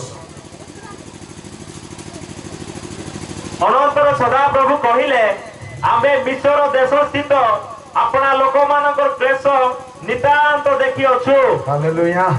ଓ କାର୍ଯ୍ୟ ଶାସକ ମାନଙ୍କ ଲାଗି ହଁ। ସେମାନଙ୍କର ରୋଦନ ଶୁଣି ଅଛୁ ଆମ୍ଭେ ସେମାନଙ୍କର ଯନ୍ତ୍ରଣା ଜାଣି ଅଛୁ ଏହେତୁ ମିଶ୍ରୀୟ ଲୋକମାନଙ୍କ ହସ୍ତରୁ ସେମାନଙ୍କୁ ଉଦ୍ଧାର କରିବାକୁ ପୁଣି ସେହି ଦେଶରୁ ଉତ୍ତମ ଓ ପ୍ରଶସ୍ତ ଏକ ଦେଶକୁ ଅର୍ଥାତ୍ କିଣାନୀୟ ଓ ହିତୀୟ ଓ ଇମରୀୟ ଓ ଫିରିସୀୟ ଓ ହିତୀୟ ଓ ଜିବୁସୀୟ ମାନେ ଯେଉଁ ସ୍ଥାନରେ ଥାଆନ୍ତି ସେହି ଦୁଗ୍ଧ ମଧୁ ପ୍ରବାହୀ ଦେଶକୁ ସେମାନଙ୍କୁ ନେଇଯିବାକୁ ଓହ୍ଲାଇ ଆସିଲୁ।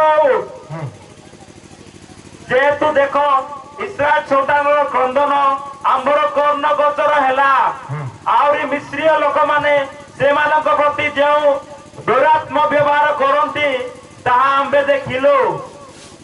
ଏଣୁ ଏବେ ଆସ ଆମ୍ଭେ ତୁମକୁ ଫାରୋ ନିକଟକୁ ପ୍ରେରଣ କରିବା ତୁମେ ମିଶ ଠାରୁ ଆମର ଲୋକ ଇସ୍ରାଏଲ ସନ୍ତାନ ଗଣକୁ ବାହାର କରି ଆଣିବ। Praise the Lord. Hallelujah. ପ୍ରଭୁ କହିଲେ ଆମେ ସେମାନଙ୍କର କାନ୍ଦିବାଟା ଦେଖିଲୁ ଆମେ ସେମାନଙ୍କର ରୋଦନର ଶବ ସ୍ୱର ଶୁଣିଲୁ ଆମେ ସେମାନଙ୍କ ହୃଦୟକୁ ଦୁଃଖକୁ ଜାଣିଲୁ ଏଣୁକରି ଆମେ ଓହ୍ଲାଇ ଆସିଲୁ। ମୁଁ ଆପଣଙ୍କୁ କହିବି ଭାଇ ଭଉଣୀ ମାନେ ତୁମ ପ୍ରତି ଯେତେ ଅନ୍ୟାୟ ହେଉଛି ତୁମେ କାହାକୁ କୁହ ନାହିଁ ପ୍ରଭୁଙ୍କୁ ଜଣାଅ। ମଣିଷ ତୁମର ସମାଧାନ କରିପାରିବ ନାହିଁ। ବିଧବା ଯେପରି ବିଚାରକର୍ତ୍ତାଙ୍କୁ ଜଣାଇଲା ଆପଣ ସେମିତି ପ୍ରଭୁଙ୍କୁ ଜଣାନ୍ତୁ ତୁମରି ସାହାଯ୍ୟ ପାଇଁ କୋଇ ମଣିଷ ଆସିବ ନାହିଁ। ପ୍ରଭୁ ଓହ୍ଲାଇ ଆସିଲେ କିନ୍ତୁ ପ୍ରଭୁ କେମିତି ସାହାଯ୍ୟ କରିବେ ସେତେବେଳେ ପ୍ରଭୁ ଦେଖିଲେ ଜଣକୁ ପଠେଇବାକୁ ପଡିବ। ପରମେଶ୍ୱର କହିଲେ ମୋଶା ତୁମେ ଆସ କାହିଁକି ଆମେ ଆସିଲୁ। ପ୍ରଭୁ ଆସିଗଲେ ପ୍ରଭୁ ମୋଶାକୁ ଡାକିଲେ। ମୋର ପ୍ରିୟ ଭାଇ ଭଉଣୀ ମାନେ ଗୋଟେ କଥାକୁ ଧ୍ୟାନରେ ଶୁଣନ୍ତୁ ଇସ୍ରାଏଲୀୟ ମାନେ କେଉଁ ଦେଶରେ ଥାଇ କାନ୍ଦିଲେ ଆଜ୍ଞା ମିଶ୍ରରେ। ମୋଶାକୁ ପ୍ରଭୁ କେଉଁ ଦେଶରୁ ଡାକିକି ଆଣିଲେ ମିଶ୍ରରୁ। ହାଲେଲୁୟା। ଆପଣ କନ୍ଧମାଳରେ କାନ୍ଦନ୍ତୁ ଅନ୍ୟାନ୍ୟ ଦେଶରୁ ତୁମରି ଅନ୍ୟାୟର ସମାଧାନ କରିବା ପାଇଁ ପ୍ରଭୁ ଲୋକମାନଙ୍କୁ ଠିଆ କରାଇବେ। ନିଜ ଲୋକମାନେ ଶତ୍ରୁ ହେଲେ ହେଇପାରନ୍ତି ନିଜ ଲୋକମାନେ ଅନ୍ୟାୟ କରିପାରନ୍ତି କିନ୍ତୁ ମୋଶାକୁ ମିଦିଓନୀୟ ଦେଶରୁ ପ୍ରଭୁ ରେଡି କରି ଆଣିଲେ। ତାମାନେ ଇସ୍ରାଏଲ ମାନେ ଆପାକ ପ୍ରାର୍ଥନା ଏପରି ସାହାଯ୍ୟ କରିବ ସେମିତି ଗୋଟେ ଭୁଙ୍ଗା ଲୋକ ପରି ଘନା ଲୋକ ଆସିଲା କିନ୍ତୁ ପ୍ରଭୁଙ୍କ ଦ୍ଵାରା ଶକ୍ତି ପ୍ରାପ୍ତ ଲୋକ ପ୍ରାର୍ଥନା ଦ୍ଵାରା ଆସିଲା। ଆଜ୍ଞା ଏମାନେ ମୋଶାକୁ ଡାକିଥିଲେ କି ମୁଁ ଆପଣଙ୍କୁ କହିବା ପାଇଁ ଚାହେଁ ଆପଣ କୌଣସି ମଣିଷର ହାତ ଗୋଡ ଧରିବା ଦରକାର ନାହିଁ। ଯେହେତୁ ଆପଣ ପ୍ରଭୁଙ୍କ ସାନିଧ୍ୟରେ ଆଣ୍ଠୁ ଭାଙ୍ଗୁଛନ୍ତି ପ୍ରଭୁ ଆପଣଙ୍କର ଅନ୍ୟାୟର ସମାଧାନ କରିବେ। ମୋଶା ଆସିଲା ମୋଶାକୁ ପ୍ରଭୁ କହିଲେ ଯିବୁ ଉଦ୍ଧାର କରିକି ସେ ଦେଶକୁ ନେଇକି ଯିବୁ ଦରମା ମୁଁ ଦେବି। बोलो यीशु महाराज की हालेलुया। एमाने जदि काकु कहिथांते हमकु टिके उद्धार करो बोले एमानकु दरमा देबाकु पड़िथांता। आज्ञा आपणकर अन्यायर प्रतिकार परमेश्वर करिवे यदि आपण माने आंतु भांगी तांको सानिध्यरे धैर्य न हराई प्रार्थना करिवे। तृतीय व्यक्ति जे धैर्य न हराई के प्रार्थना कले से हेले हन्ना। प्रथम सामुएल 1 अध्याय। हालेलुया। तार 5 रु पढ़ो। मात्र से हन्ना को द्विगुण अंश देला कारण से हन्ना को प्रेम कला। मात्र सदा प्रभु तार गर्भाशय रुद्ध करथिले पुणी सदा प्रभु तार गर्भाशय रुद्ध करिबारो तार स्वपत्नी तार रस जन्माइबा निमंते ताहाको अतिशय विरक्त करे। से सदा प्रभु गृह गला बेले ताहार स्वामी वर्ष को वर्ष एपरी करे ताहार स्वपत्नी मध्य सेही परि ताहाको विरक्त करे। एतु से रोदन करे आउ किछि खाए नाही। एथिरे ताहार स्वामी इल्काना ताहाको कहिला हन्ना काहे की रोदन करूछ काहे की खाओ ना हो काहे की तुम मन दुखित होय अछि मु की 10 पुत्र ठारू तुम प्रति उत्तम नुहे। एही रूपे एक समय से माने सिलोरे ଭୋଜନ ପାନ ସମାପ୍ତ କଲା ଉତ୍ତାରେ ହାନା ଉଠିଲା। ସେ ସମୟରେ ଏଲିଜା ଲୋକ ସଦାପ୍ରଭୁଙ୍କ ମନ୍ଦିର ଦ୍ୱାରବନ୍ଧ ନିକଟସ୍ଥ ଆପଣା ଆସନରେ ବସିଥିଲେ। ପୁଣି ହାନା ତିକ୍ତ ମନା ହୋଇ ସଦାପ୍ରଭୁଙ୍କ ନିକଟରେ ପ୍ରାର୍ଥନା କରୁ କରୁ ଅତିଶୟ ରୋଦନ କଲା। ପୁଣି ସେ ଏକ ମାନତ ମନାସି କହିଲା, ହେ ସୈନ୍ୟାଧିପତି ସଦାପ୍ରଭୁ, ଯେବେ ତୁମେ ଆପଣା ଦାସୀର ଦୁଃଖ ପ୍ରତି ନିତାନ୍ତ ଦୃଷ୍ଟିପାତ କରିବ ଓ ମତେ ସ୍ମରଣ କରି ଆପଣା ଦାସୀକୁ ପାସରିବ ନାହିଁ, ମାତ୍ର ଆପଣା ଦାସୀକୁ ଗୋଟିଏ ପୁରୁଷ ସନ୍ତାନ ଦେବ, ତେବେ ମୁଁ ତାହାର ଯାବଜୀବନ ତାହାକୁ ସଦାପ୍ରଭୁଙ୍କ ଉଦ୍ଦେଶ୍ୟରେ ଦାନ କରିବି ଓ ତାହାର ମସ୍ତକରେ କ୍ଷୁର ଲାଗିବ ନାହିଁ। ଏହି ରୂପେ ସେ ସଦାପ୍ରଭୁଙ୍କ ସାକ୍ଷାତରେ ପ୍ରାର୍ଥନା କରୁଥିବା ସମୟରେ ଏଲି ତାହାର ମୁଖକୁ ଅନାଇଲେ। ସେ ସମୟରେ ହାନା ଆପଣା ମନେ ମନେ କଥା କହୁଥିଲା, କେବଳ ତାହାର ଓଷ୍ଠ ହଲୁଥିଲା, ମାତ୍ର ତାହାର ରବ ଶୁଣା ଯାଉନଥିଲା। ତେଣୁ ସେ ମତ ହୋଇଥିବ ବୋଲି ଏଲି ବିଚାର କଲେ। ତଥାପି ଏଲି ତାହା କହିଲେ, ତୁମ୍ଭେ କେତେ କାଳ ମତ ହୋଇଥିବ? ତୁମ୍ଭ ଦ୍ରାକ୍ଷାରସ ତୁମଠାରୁ ଦୂର କର। ଏଥିରେ ହାନା ଉତ୍ତର ଦେଇ କହିଲେ, ନା ମୋର ପ୍ରଭୁ, ମୁଁ ଦୁଃଖିନୀ ସ୍ତ୍ରୀ, ମୁଁ ଦ୍ରାକ୍ଷାରସ କି ମଦପାନ କରି ନାହିଁ, ମାତ୍ର ସଦାପ୍ରଭୁଙ୍କ ସମ୍ମୁଖରେ ମୁଁ ଆପଣା ପ୍ରାଣ ବେଦନା ଢାଳୁଅଛି। ଆପଣା ଦାସୀକୁ ପାପାଧମର କନ୍ୟା ବୋଲି ଜ୍ଞାନ ନ କର। ମୁଁ ଆପଣା ଚିନ୍ତା ଓ ବିରକ୍ତିର ବାହୁଲ୍ୟ ହେତୁରୁ ଏପର୍ଯ୍ୟନ୍ତ କଥା କହୁଥିଲି। ତହିଁରେ ଏଲି ଉତ୍ତର ଦେଇ କହିଲେ, କୁଶଳରେ ଯାଅ, ତୁମ୍ଭେ ଯାହା ତୁମ୍ଭେ ମାଗିଲ ଇସ୍ରାଏଲର ପରମେଶ୍ୱର ତୁମ୍ଭର ସେହି ନିବେଦନ ଅନୁସାରେ ତୁମକୁ ଦିଅନ୍ତୁ। ତହୁ ସେ କହିଲା, ତୁମ୍ଭ ଦାସୀ ତୁମ ଦୃଷ୍ଟିରେ ଅନୁଗ୍ରହ ପାତ୍ର ହଉ। ଆଉ ସେ ସ୍ତ୍ରୀ ଆପଣା ପଥରେ ଗଲା ଓ ଭୋଜନ କଲା। ପୁଣି ତାହାର ମୁଖ ଆଉ ବିଷଣ୍ଣ ନହିଲା।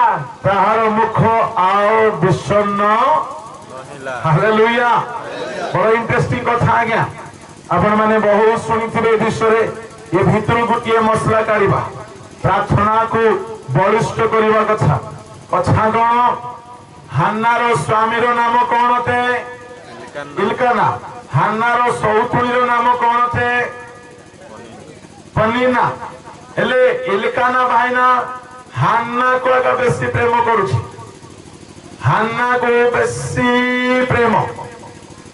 ଦାରିଙ୍ଗବାଡି ଗଲେ ହାନ୍ନା ପାଇଁ 2ଟା ଲିପଷ୍ଟିକ ଆଣିଦେବ, ପନିନା ପାଇଁ ଗୋଟେ। ବରହମପୁର ଯିବ ବୋଲେ ହାନ୍ନା ପାଇଁ 2ଟା ଶାଢୀ, ପନିନା ପାଇଁ ଗୋଟେ। ବରହମପୁର ଯିବ ବୋଲେ ହାନ୍ନା ପାଇଁ 2ଟା ସ୍ୟାଣ୍ଡେଲ, ପନିନା ପାଇଁ ଗୋଟେ। ଖ୍ରୀଷ୍ଟମାସ ର ମାର୍କେଟିଂ କରିବ ବୋଲେ ହାନ୍ନା ପାଇଁ 2ଟା ଯୋଡି ଚୁଡ଼ି, କିନ୍ତୁ ପନିନା ପାଇଁ ଗୋଟିଏ। ହେଲେ ଆଣିବ ଘରକୁ, ହାନ୍ନା ମାଇ ଡାର୍ଲିଂ ହାନ୍ନା, ତୋ ପାଇଁ କଣ ଆଣିଛି ଦେଖେ, 2ଟା ଲିପଷ୍ଟିକ, 2ଟା ଚୁଡ଼ି, 2ଟା ସ୍ୟାଣ୍ଡେଲ, 2ଟା ଶାଢୀ। ବୋଲୁ ବୋଲୁ ପନିନା ଆସିଲେ, ଓ ତୁ ଆସିଗଲୁ କି? ଆଚ୍ଛା, ତୋ ପାଇଁ ବରହମପୁର କିଣିଲି ନାହିଁ, ଦାରିଙ୍ଗବାଡି ହାତରେ ମିଳିଲା, ରଖେ ଗୋଟେ ଶାଢୀ, ଗୋଟେ ଲିପଷ୍ଟିକ, ଗୋଟେ ଚପଲ, ଗୋଟେ ୱାଚ। ଆଜ୍ଞା, କାହାକୁ ବେଶୀ ଦୁଃଖ ଲାଗିଥିବ? ପନିନାକୁ ପ୍ରଭୁ ନ୍ୟାୟବାନ। ପ୍ରଭୁ ଦେଖିଲେ ଠିକ ଅଛି, ତୋତେ ସ୍ୱାମୀ 2 ଗୁଣ ପ୍ରେମ କରୁଛି, ତୋର ଗର୍ଭ ଦ୍ୱାର ବନ୍ଦ, କେତେ ଚେଷ୍ଟା କଲେ ମଧ୍ୟ ଛୁଆ ହେଉନାହିଁ। 2 ବର୍ଷ, 4 ବର୍ଷ, 5 ବର୍ଷ, 8 ବର୍ଷ ଖଣ୍ଡେ ହେଇଗଲା, ଛୁଆ ହେଉନାହିଁ। ସେତିକି ବେଳକୁ ସିଆଡେ ପନିନାକୁ ପ୍ରଭୁ ଆଶୀର୍ବାଦ କରିଦେଲେ। ବର୍ଷକୁ ଗୋଟେ କ୍ୟାଲେଣ୍ଡର ଛପୁଛି ତାର। ପ୍ରଥମ ବର୍ଷରେ ଗୋଟେ, ଦ୍ୱିତୀୟ ବର୍ଷରେ 2ଟା, ତୃତୀୟ ବର୍ଷ ହେଲା ବେଳକୁ 3ଟା। ପୁରା ମାନେ କାରଖାନାରୁ ପ୍ରଡକ୍ସନ ବାହାରିଲା ପରେ ପୁରା ବର୍ଷକୁ ଗୋଟେ ସେ କଣ ହଉଛି। ଏମିତି ହେଲା ବେଳକୁ 7-8 ବର୍ଷ ହେଲାଣି ଆଜ୍ଞା। ପାଖାପାଖି ଗୋଟେ ବର୍ଷରେ 2ଟା ମଧ୍ୟ ହେଇଯାଇଥିବ। ଜାଣା ହେଲା ବେଳକୁ 10ଟା ହେଇଗଲା 8 ବର୍ଷ ଭିତରେ। ଇଆଡେ ହାନ୍ନାକୁ କେତେଟା? 10ଟା ଲିପଷ୍ଟିକ। କାହିଁକି ପ୍ରତି ବର୍ଷରେ 2-2ଟା 10ଟା। ये 10ଟା ଛୁଆ ମମ୍ମି ଡାଡି ବୋଇଲା ବେଳକୁ ये 10ଟା ଲିପଷ୍ଟିକ ନେଇ ଲଗେଇଲେ କି ସୁଖ ଆଜ୍ଞା। ଗାଁ ଲୋକମାନେ କଣ ବୋଲି କହିଲେ? ମାଞ୍ଜିଣୀ ବନ୍ଧିଆ ହେଲେ ଆଜ୍ଞା ଲେଖା ଅଛି ବାଇବଲରେ ଗୋଟେ କଥା କଣ 5 ଓ 6 ଟିକେ ପଢ।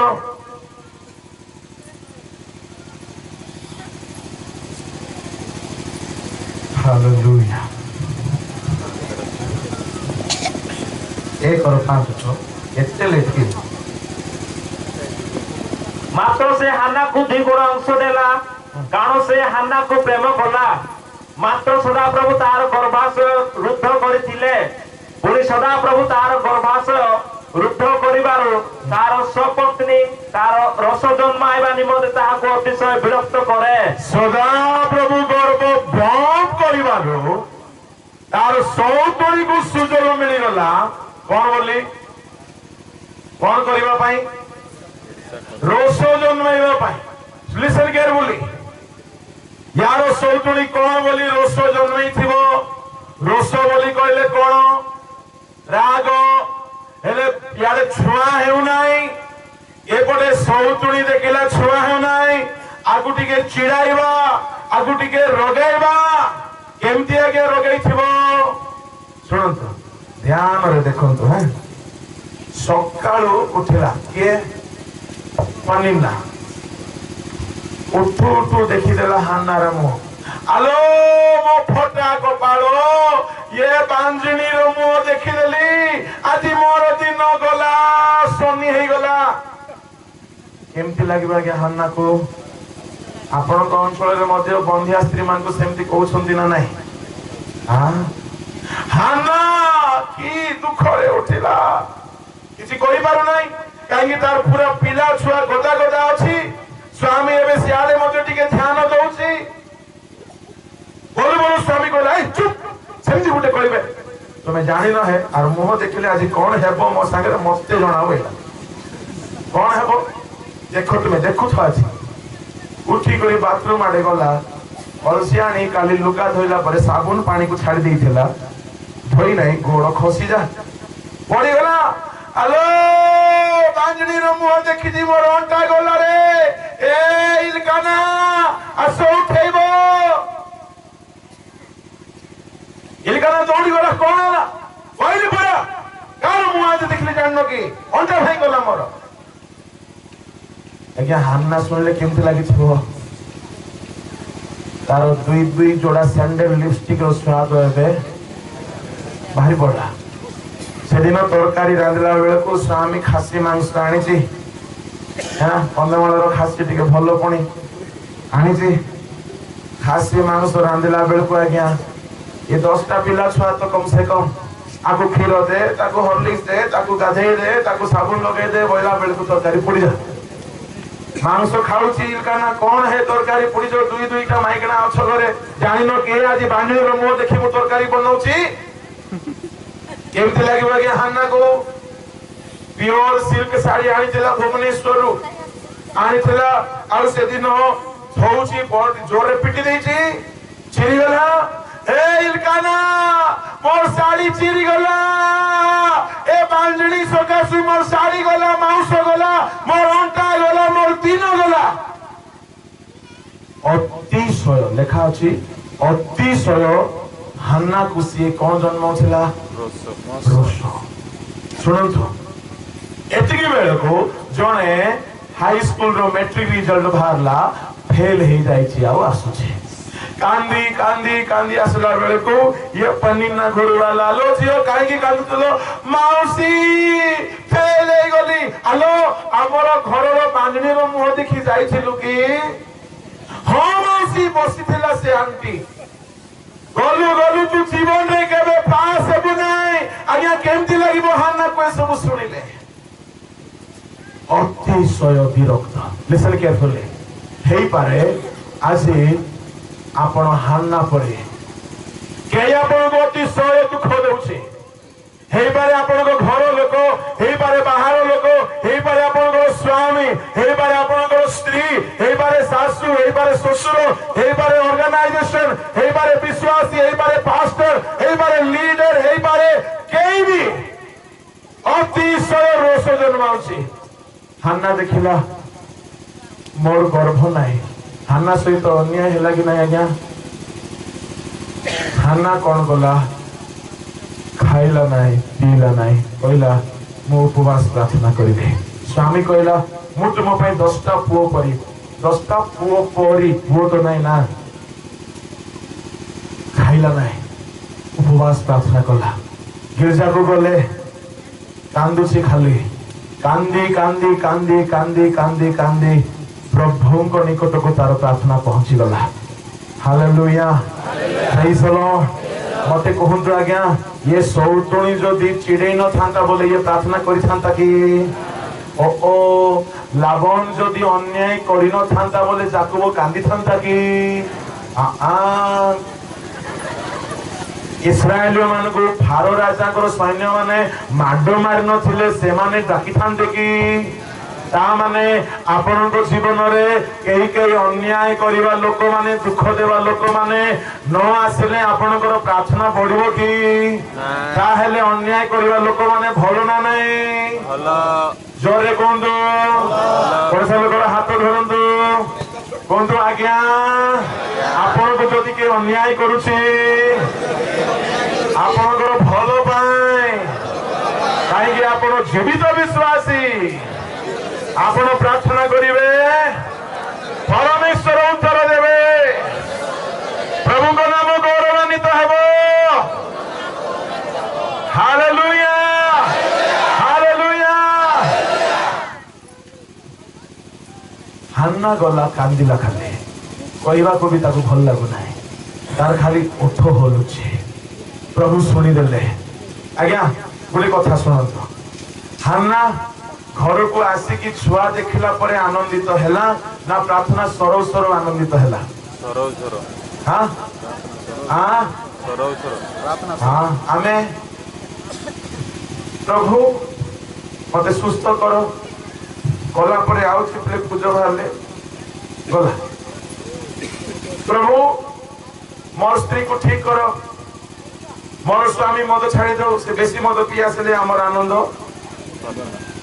धैर्य क्लांत न होई प्रार्थना करिबा कर्तव्य प्रभु कहते शीघ्र करिबे से विलंब करिबे नहीं हान्नार कले नहीं याकूबर कले नहीं इस्राएल कले नहीं विलंब से आपन को भी करिबे नहीं आपन को प्रार्थना जीवित प्रार्थना है आउ जनकर कथा कहली जे समय ने आज्ञा से हेले हिचकियो को जिसाय भाववादी आसिकी कहि देले तुमे मरिबो से लोक महान लोक आज्ञा भयंकर लोक से समस्त को ठारो बेसी भयंकर लोक से कहला तोर भाववाणी टेन की रखबैला हालेलुया आजि काली जदि के भाववादी आंबडनकर कंदमाल रे बुलुथिबे भाववादी माने आजि काली सारा ओडिसा रे बुलुछंती से भीतर ठक बेसी भल कम गोटे भाववादी आसला आज्ञा गोटे झील मोटीटा से झील को जाए कहला भौणी तुम गर्भरे छुआ अच्छी से सामुएल हेबो से कहला मैं विवाह ही नहीं देखो जो भाववादी माने आजिकल आज्ञा कला सूता धला सूता प्रार्थना डेउरिया प्रार्थना पानी प्रार्थना तेल खूब बिका चली ए सब सावधान होंतु आपण प्रकृत विश्वासी होंतु आपण प्रार्थना करिवे आंटो भांगिवे प्रभु आपण को छळ देबे प्रार्थना तेलो पानी आमे मध्ये देइछु किंतु विजाति मानको 50 वर्षर क्रिश्चियन मानको नाही जो माने कि दिने प्रभु को जानिथिले आदि ठंडा पड़ी कि मरि जाइछंती ए मानको प्रभु अन्याय शिकार हेबा को देले आपण निज निजर समस्या नहीं प्रभु को पाखरे प्रतिदिन मु आपण को कहबा पई चाहे गोटे प्रार्थनार समय निरूपण करे अछि गोटे समय को फिक्स करो सही समय प्रतिदिन आंठू भांगिबो मु आपन को गारंटी दउछि आज्ञा जदि आपन को सहित अन्याय हेछि आपन बेसी नाही कम से कम 3 मास प्रार्थना करंतु 3 मास भितरे 3 मास भी लागिबो नाही प्रभु तुमर समाधान करिवे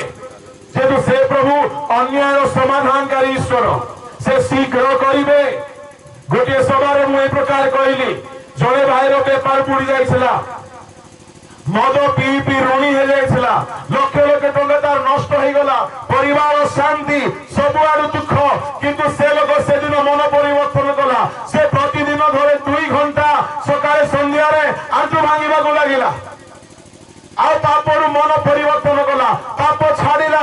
ସେ ସବୁଦିନ ଆଣ୍ଠେଇଲା, ଆଣ୍ଠୁରେ ଠିଆ ହେଲା, ପ୍ରାର୍ଥନା ଆରମ୍ଭ କଲା। ସେ ମତେ 3 ସପ୍ତାହ ଭିତରେ ଫୋନ କରି କହିଲା, ଆଜ୍ଞା ଆପଣ କହିଲେ 3 ମାସ ଭିତରେ କାମ ହେବ, କିନ୍ତୁ 3 ସପ୍ତାହ ଭିତରେ ମୋର ସବୁ ଋଣ ଦୂର ହେଇଗଲା, ମୋର ସବୁ କ୍ଷତି ପୂରଣ ହେଇଗଲା, ମୋର ଘରେ ଶାନ୍ତି ଆସିଗଲା। ମୁଁ ଆପଣଙ୍କୁ କହିବା ପାଇଁ ଚାହେଁ, ଆମର ପରମେଶ୍ୱର ଜୀବିତ, ଆଉ ସେ ଜୀବିତ ପ୍ରାର୍ଥନାକାରୀ ମାନଙ୍କର ପ୍ରାର୍ଥନା ଶୁଣନ୍ତି। ସେ ଅନ୍ୟାୟର ସମାଧାନ କରିବେ। କେତେବେଳେ ଆପଣ ଅନ୍ୟର ଭରସାରେ ଥିବେ? ଆପଣ ନିଜେ ଗୋଟିଏ ପ୍ରାର୍ଥନାର ସମୟକୁ ପ୍ରତିଜ୍ଞା କରନ୍ତୁ। ବହୁତ ଭଲ ହେବ ପାହାନ୍ତିଆ ସମୟ। ଉଠିଲେ ଗୋଟିଏ ଘଣ୍ଟା ପ୍ରଭୁଙ୍କ ସାନ୍ନିଧ୍ୟରେ ଆଣ୍ଠୁ ଭାଙ୍ଗିଲେ, ତାଠୁ ଅଧିକ ହେଲେ ତ ଆହୁରି ଭଲ। ପ୍ରତିଦିନ ଆଣ୍ଠୁ ଭାଙ୍ଗିବେ ଆଜ୍ଞା। ଆପଣଙ୍କର ଯେତେ ବଡ ଅନ୍ୟାୟ ହେଇଛି, ଯେତେ ବଡ ଦୁଃଖ ହେଇଛି, କିନ୍ତୁ ଯୋଉ ଦିନ ପ୍ରାର୍ଥନା ଆରମ୍ଭ କରିବେ, ମନେ ରଖନ୍ତୁ ଆର ଦିନ ସମସ୍ୟା ବଢିବ। ତାର ଅର୍ଥ ଧୈର୍ଯ୍ୟ ହରାଇବେ ନାହିଁ, ଆପଣ ଆହୁରି ଲାଗି ରହିବେ। କାହିଁକି ଯାକୁବ ଆରମ୍ଭ କଲା, ସନ୍ଧି ଖସିଗଲା, କିନ୍ତୁ ଯାକୁବ ଛାଡ଼ିଲା ନାହିଁ, ଇସ୍ରାଏଲ ମାନେ ଛାଡ଼ିଲେ ନାହିଁ। ଏହା ଜୀବିତ ଲୋକର ଲକ୍ଷଣ, ସେ ଛାଡ଼ିବ ନାହିଁ। ହିଜକିୟା ରାଜା ଛାଡ଼ିଲେ ନାହିଁ। ଯିଶା କହିଲେ ତୁମେ ମରିବ। କାନ୍ଦିବାକୁ ଲାଗିଲେ, ଆଉ ପରମେଶ୍ୱର ତାଙ୍କର କ୍ରନ୍ଦନ ଶୁଣି ସେଇଦିନ ଯିଶାକୁ ଫେରାଇ ପଠାଇଲେ। କହିଲେ ଯାଇକି କହିଦିଅ ତୁମେ ଆଉ 15 ବର୍ଷ। Hallelujah, hallelujah. ଅସମ୍ଭବକୁ ସମ୍ଭବ କରିବ ଆପଣଙ୍କର ପ୍ରାର୍ଥନା। ବହୁତ କଥା ଅଛି, କିନ୍ତୁ ଆଜି ମୁଁ ସବୁ କଥା କହିବାକୁ ଚାହେଁ ନା। ଖାଲି ପ୍ରାର୍ଥନା ଆମର ଜୀବିତ ନ ହେଉ, ଆମର ପବିତ୍ରତାରେ ଆମର ଜୀବନ ମଧ୍ୟ ଜୀବିତ ହେବ। ଯେହେତୁ ସେ ମୃତ ମାନଙ୍କ ଈଶ୍ୱର ନୁହନ୍ତି, ସେ ଜୀବିତ ମାନଙ୍କ ଈଶ୍ୱର। ସେ ଜୀବିତ ମାନଙ୍କର ଉପାସନା ଭଲ ପାଆନ୍ତି। ଈଶ୍ୱରଙ୍କ ଲୋକମାନେ ହିଜକିୟାର କଥାକୁ ଟିକେ ଶୁଣନ୍ତୁ। ହିଜକିୟା କାନ୍ଦିବାକୁ ଲାଗିଲା, କାହିଁକି ମରିଯିବ, ଅନ୍ୟାୟ ହେଉଛି ତା ସାଙ୍ଗରେ। ଏତେ କାନ୍ଦିଲା, ପ୍ରଭୁ କହିଲେ ଯିଶାୟ ଫେରିଯା, ତାକୁ କହିବୁ। ଯିଶାୟ ଫେରି ଆସିଲେ। ସେ ସମୟରେ ହିଜକିୟା ସାଂଘାତିକ ପୀଡ଼ା ହୋଇଥିଲା। ତହିଁରେ ଆମୋସଙ୍କ ପୁତ୍ର ଯିଶାୟ ଭବିଷ୍ୟତ ବକ୍ତା ତାହା ନିକଟକୁ ଆସି କହିଲେ, ସଦାପ୍ରଭୁ ଏହି କଥା କହନ୍ତି, ତୁମ୍ଭେ ଆପଣା ଗୃହ ବିଷୟ ସଜାଡ଼, କାରଣ ତୁମ୍ଭେ ମରିବ, ବଞ୍ଚିବ ନାହିଁ।